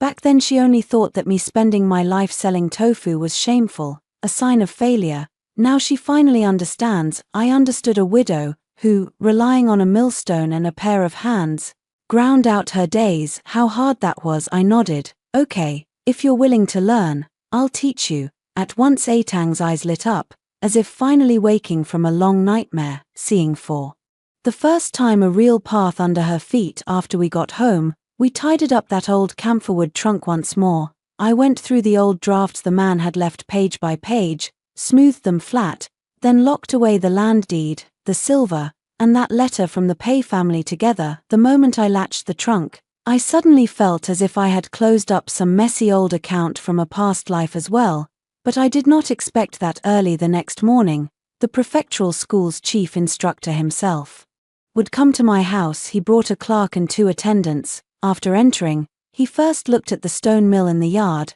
then at the fresh tofu I had just pressed, and there was a faint, indescribable emotion in his eyes. Shen Chuanyang, he looked at me. Your husband, Shen Huarian, did he ever attend a year of classes outside the prefectural school? I froze. Yes, my husband had indeed spent a year in the prefectural city when he was young, but later an elder in the family fell ill and the soy fields were neglected, so he had no choice but to return home to farm and grind beans. His studies were set aside. The academy official sighed softly. I remember him. At that time his essays were excellent, but his temperament was too restrained. He didn't like to argue, nor did he like to push himself forward. Had he not died young, he might well have had a way to make a name for himself. A sudden warmth surged in my chest, and my eyes almost reddened again. So there are still people in this world who remember him, not just remember that he left behind a tofu-selling widow and a daughter after he died,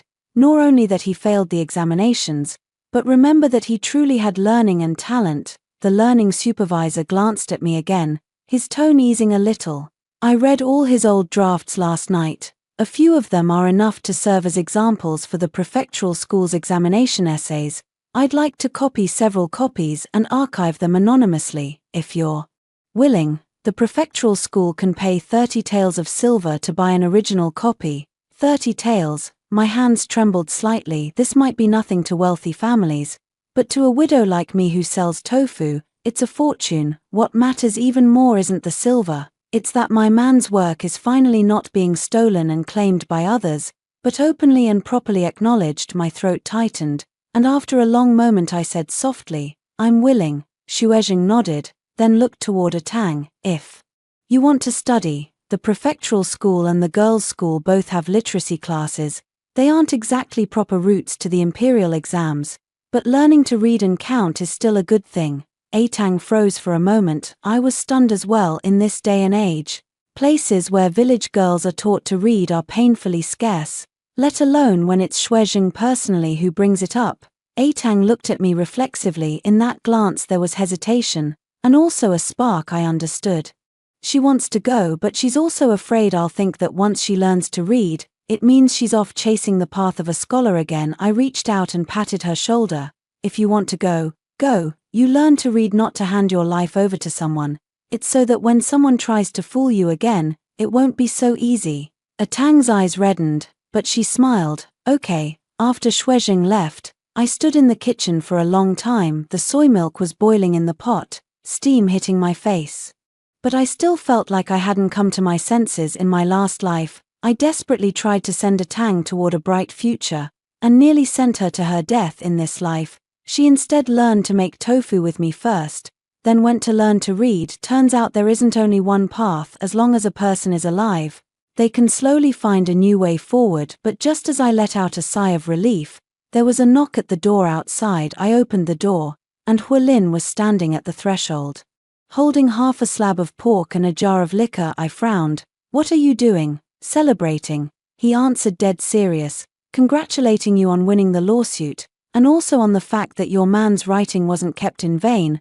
I hadn't spoken yet when Atang stuck her head in from behind, her eyes lighting up at once. Is there still wine? Hualin glanced at her and said lightly, no wine for you. Atang curled her lip, but instead of taunting him like before, she turned to me and gave me a wink. Mother, let them in. My heart suddenly skipped a beat. In my previous life, up until the moment of death, Atang hadn't exchanged more than a few serious words with Hualin. In this life, though, her eyes were bright. I glanced at her, didn't call it out, just stepped aside to let Hualin enter. Unexpectedly, as soon as he took a step in, he leaned in and added in a low voice, there's one more thing. What? A message came down from the prefectural city. The Pei family, afraid of getting entangled in bloodshed, has already submitted documents to distance themselves from the case of your husband's old draft being used under a false name.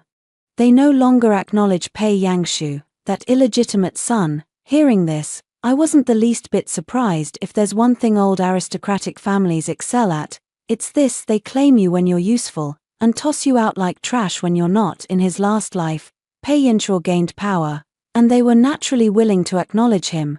This life his prospects were ruined, and his even burdened with a death. The Pei family abandoned him faster than anyone. Serves him right. But I didn't expect Huolin to pause, then say, also, that patch of wasteland behind your courtyard, if you want to buy it, I can arrange the deed for you. I was startled. What are you buying land for?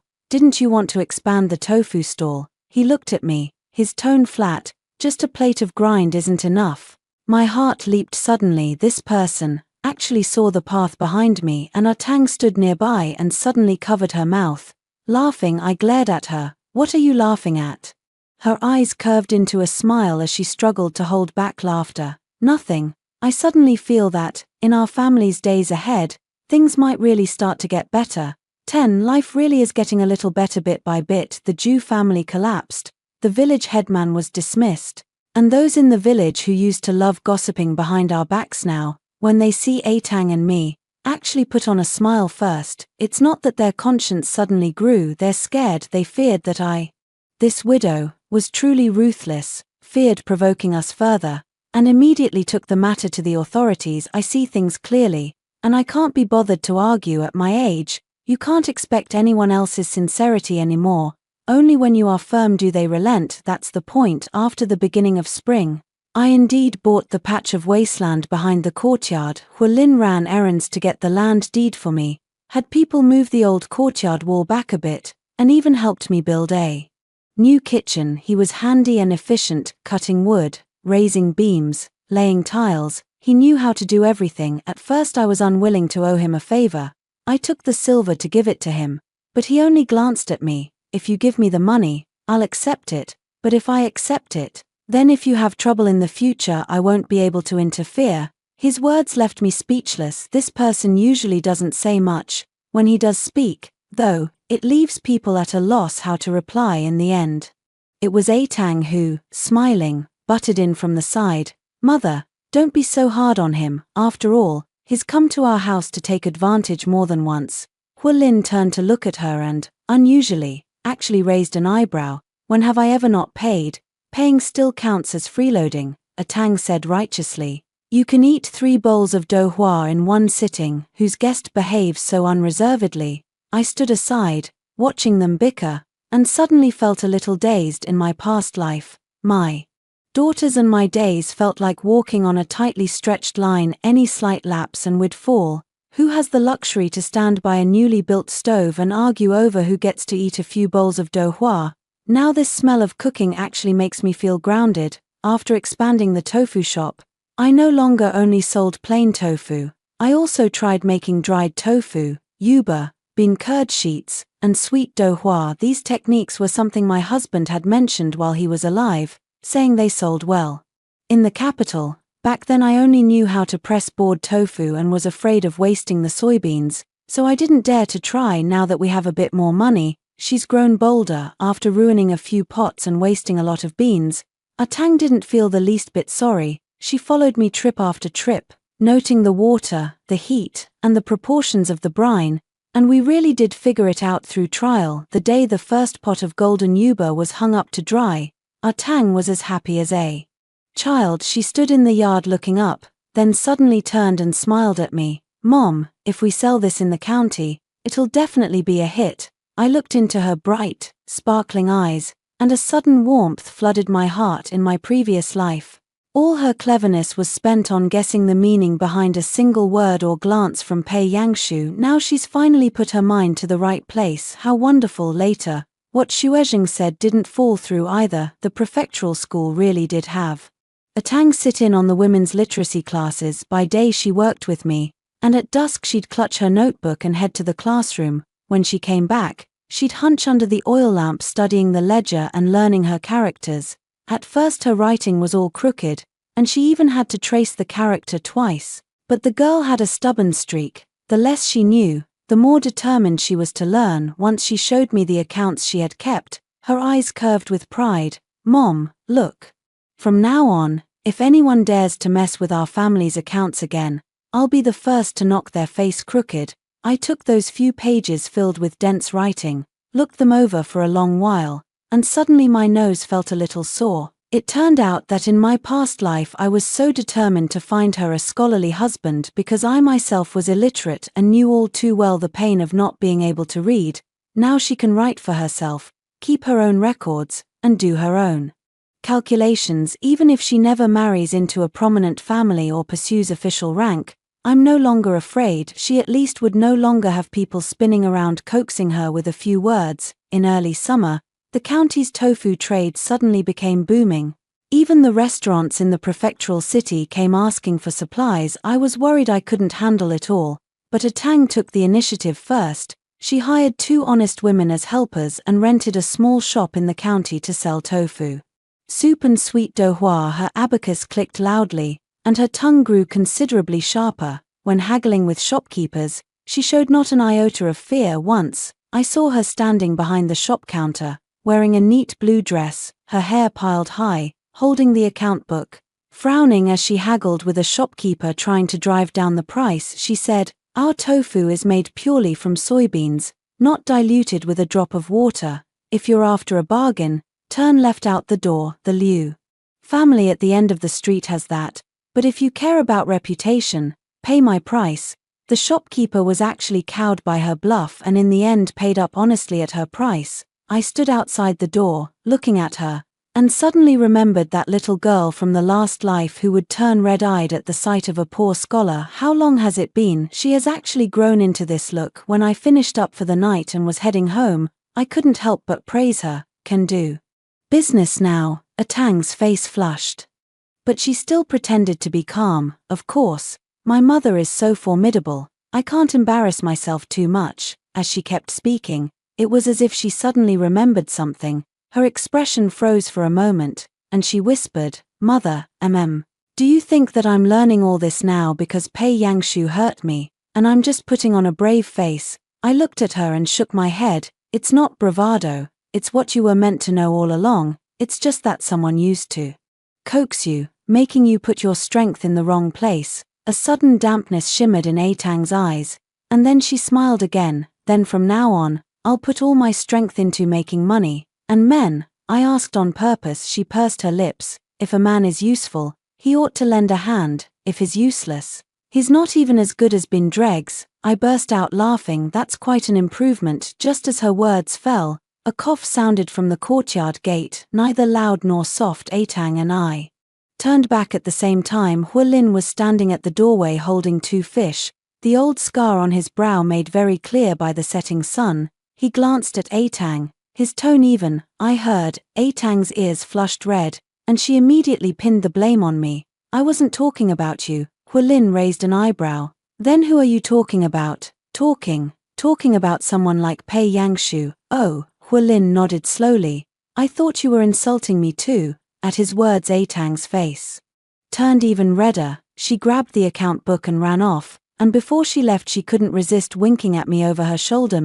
"This damn girl, she's getting bolder and bolder." Hualin put the fish on the stove, as if he didn't notice the helpless look on my face, and just asked softly, "Tired today?" "Not bad, that's good," he said as he rolled up his sleeves to scrape the fish scales, moving as skillfully as if he were in his own home. I watched him for a moment, then suddenly spoke. "Hualin, you keep coming over here, the village will talk." He paused, and looked up at me. The setting sun slanted in through the kitchen window, warming one half of his face. He looked at me, his voice very low, but steady. "Are you scared then?" I didn't answer for a moment. "Are you afraid of gossip?" In my past life I was too frightened, afraid that in the end I wouldn't be able to protect anything. If you ask me now, I find those words so very light, but I stayed silent too long, and Hualin probably misunderstood. He lowered his eyes and said lightly, "If you're afraid, I'll come by less often." I don't know why,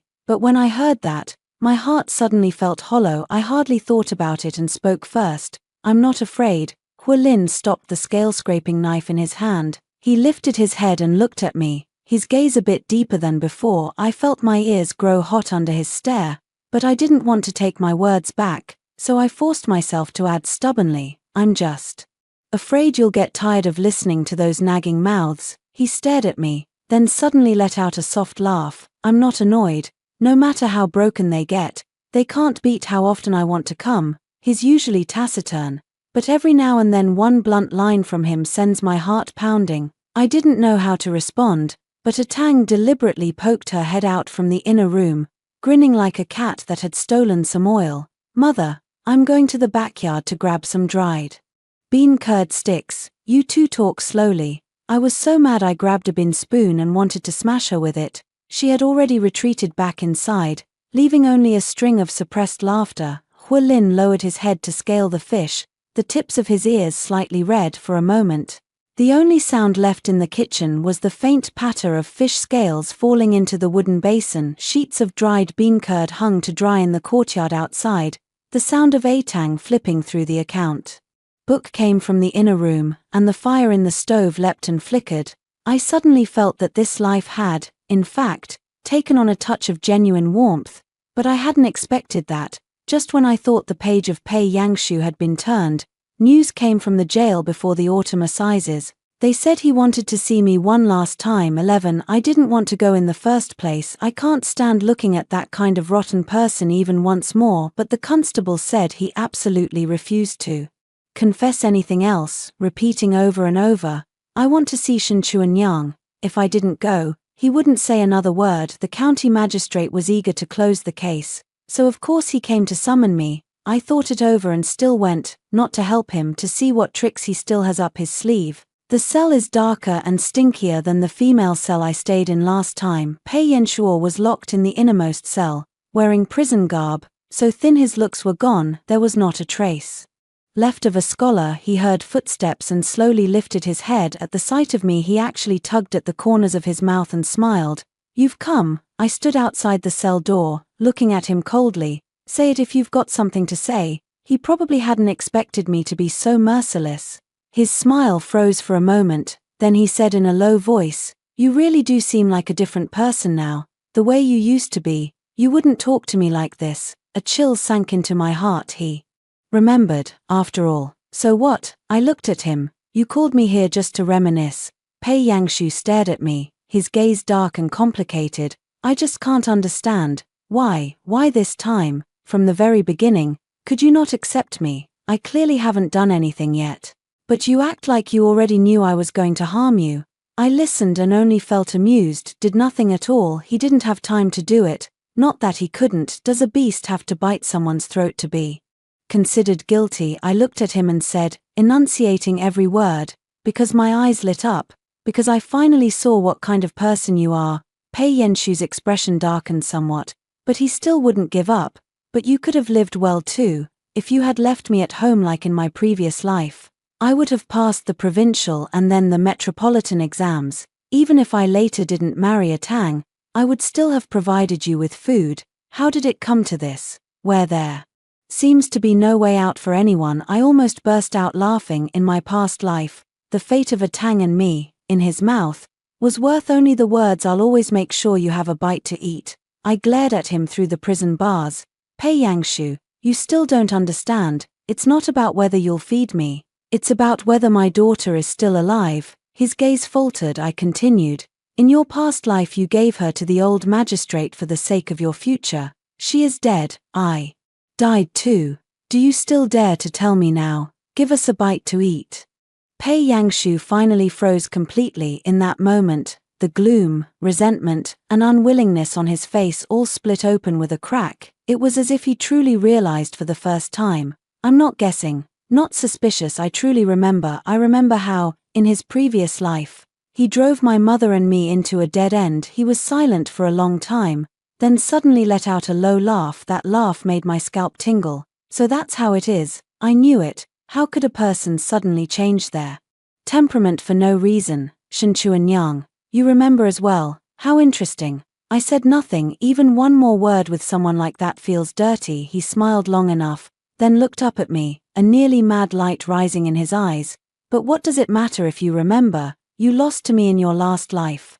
In this one you're just taking advantage of a do-over to seize the initiative. If you hadn't known beforehand, Both you and your stupid daughter would still have been trampled by me. Hearing that, the last scrap of unnecessary emotion inside me vanished, only coldness remained at this point. He still thought the fault wasn't his, but that I and Atang weren't smart enough, ruthless enough, or quick enough to strike first, so it turns out some people are just rotten by nature. I looked at him and slowly began to speak. You're wrong, it wasn't that Atang and I were foolish in our past lives, it's that our hearts were too soft to see how poisonous you really are. But in this lifetime, even if I don't know what will happen later, as long as you keep that same heart, sooner or later you'll be exposed. Pei Yenshu's expression darkened little by little. I looked at him one last time. Whether you remember or not, it doesn't matter anymore, because in this life, you won't have another chance to go out and harm others. Having said that, I turned and walked away. Suddenly, his uncontrolled shout came from behind. Shen Chuanyang, you think you won. Your husband is dead. You mourned him for 7 years. Your daughter's reputation has been ruined. You will never be cleansed in your lifetime. Even if you trample me into the mud, you're still just lowly tofu sellers. I paused in my steps and turned my head. The light in the cell was dim, but I could still make out the ferocity on his face. Suddenly I was no longer angry, because if someone can only hurt you at the end with words like widow, reputation, or selling tofu, it means their hands are already empty. I looked at him and smiled lightly. So what if I sell tofu? I make an honest living with these hands, supporting myself and my daughter, and you climb up by stealing, by cheating, by stepping on women's lives, and in the end even the Pei family won't acknowledge you. Pei Yangshu, you wretch. The words were like a nail, driven straight into his face. He lunged at the jail door, trying to grab me. The constable immediately stepped forward and shoved him back. I didn't look back and left without turning around. After the autumn case was scheduled, I didn't go again. I only heard that Pei Yangshu was punished with multiple crimes, murder, theft of documents, and framing, sentenced to be exiled 3,000 miles, among which he must wear shackles and be shown to the public, never taking the imperial examinations for life. The day the news reached the county, Atang was standing in the shop scooping tofu pudding. After listening, she was silent for a long time, and finally only murmured one sentence, "Serves you right." I looked at her and asked softly, "Do you still feel blocked up inside?" She thought for a moment and shook her head. "A little, but not much anymore, because now I know that getting entangled with that kind of person for a lifetime is what's truly not worth it." When I heard that, the last stone suspended in my heart finally settled. She no longer hates, no longer dwells, and no longer traps herself in the shadow of almost marrying the wrong man. That was enough at long last. In this lifetime, my mother and I have both climbed out of that well. 3 years later, my tofu shop had already expanded to the prefectural city. The signboard still bore the same 3 original characters, Shen Family Tofu, but now it's no longer just a small street stall. There's a shop in front and a workshop in back. They can make tofu, bean curd sheets, yuba, and sweet douhua, and during festivals they even take banquet orders from restaurants.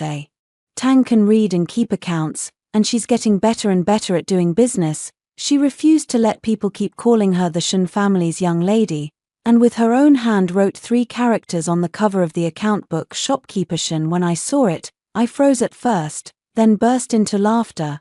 "You've got the nerve to write that." She lifted her chin, her eyes bright.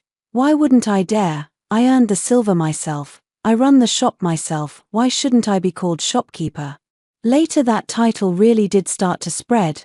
Those old shopkeepers in the capital who had once looked down on women showing their faces privately had to admit, the young shopkeeper from the Shen family is impressive. Once she came back from the prefectural school and excitedly told me that the head instructor praised her accounts as neat and her handwriting as decent, and even asked whether she'd be willing to go teach the few new girls at the girls' school how to do arithmetic. I froze for a long moment, and suddenly my eyes grew hot. In my previous life, she was only 19 when she died. In this life, not yet 20, she can already stand in the shop, in the academy, and be openly addressed as Shopkeeper Shen. What more could I possibly ask for? As for me, I once thought that if I guarded her for the rest of my life and built up the tofu shop, that would be enough, but Ku Hualin refused to just be a helper. He's been coming and going a lot these past few years, moving goods, minding the shop, running errands, warding off trouble, never missing a thing.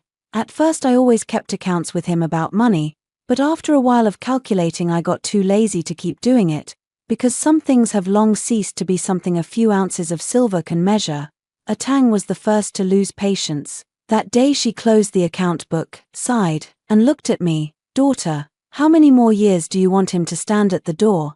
I choked. Who told you to be so nosy? I'm worrying about you, she said seriously. You always tell me not to depend on a man for a living, but Hualin isn't a livelihood, he's a ready-made helper, free to use, so why not? I was left half laughing, half crying by her twisted reasoning, grabbed an abacus and was about to smash her with it. She smiled and stepped aside, not forgetting to add, besides, the way he looks at you, even Xiaoduzi noticed it.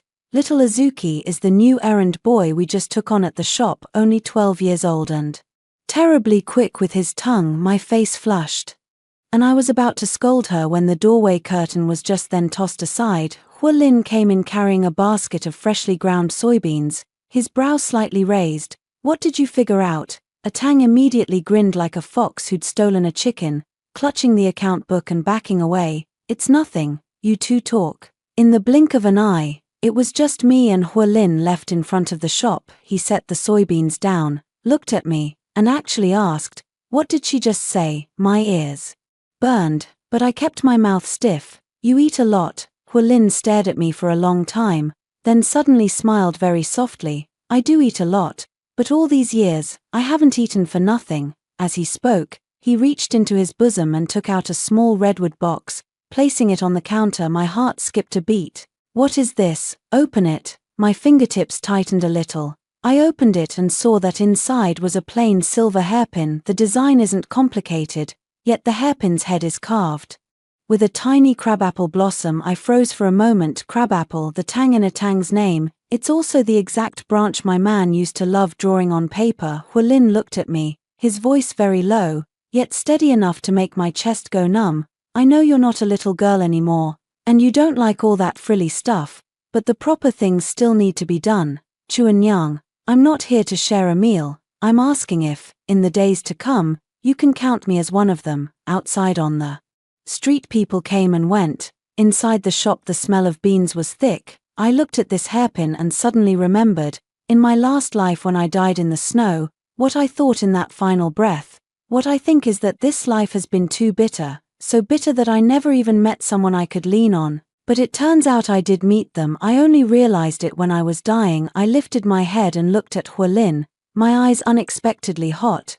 You don't mind that I've been widowed? What would I mind? He frowned. It's not like you were stolen or snatched. And what about Tang? She's almost become half my creditor. When Hualin said this, there was a touch of helpless amusement in his eyes.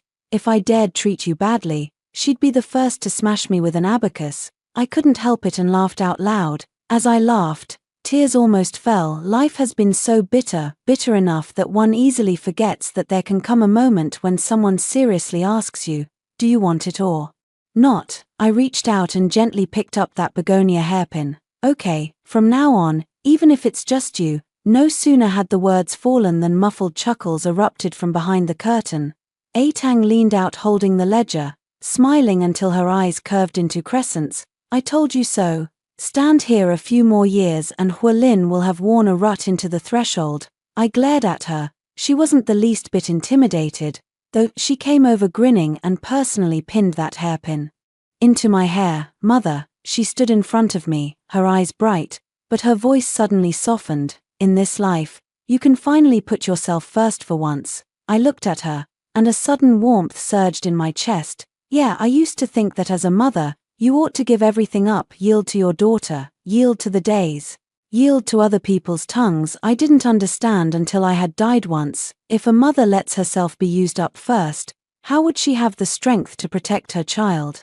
In this life, I protected myself first, then I could protect her, and she, at last, didn't stake her life on a man like in the previous one. She has a shop, ledgers, a craft, and me. There will be wider roads ahead. That night, we set up a table in the new courtyard, cooked fish, stewed tofu, and heated a pot of liquor. A tang can't handle alcohol. She secretly sipped a tiny mouthful, the spice making her stick out her tongue, yet she stubbornly said this stuff isn't as good as sweet daughte. I couldn't stop laughing. Hu Lin sat beside me, unusually not wearing a stern face. His eyes were full of warmth. Dried tofu strips were hanging in the courtyard to dry, a pot of milky tofu soup was simmering in the kitchen, and the breeze under the eaves carried a faint scent of soybeans. This is the life I deserve. The end.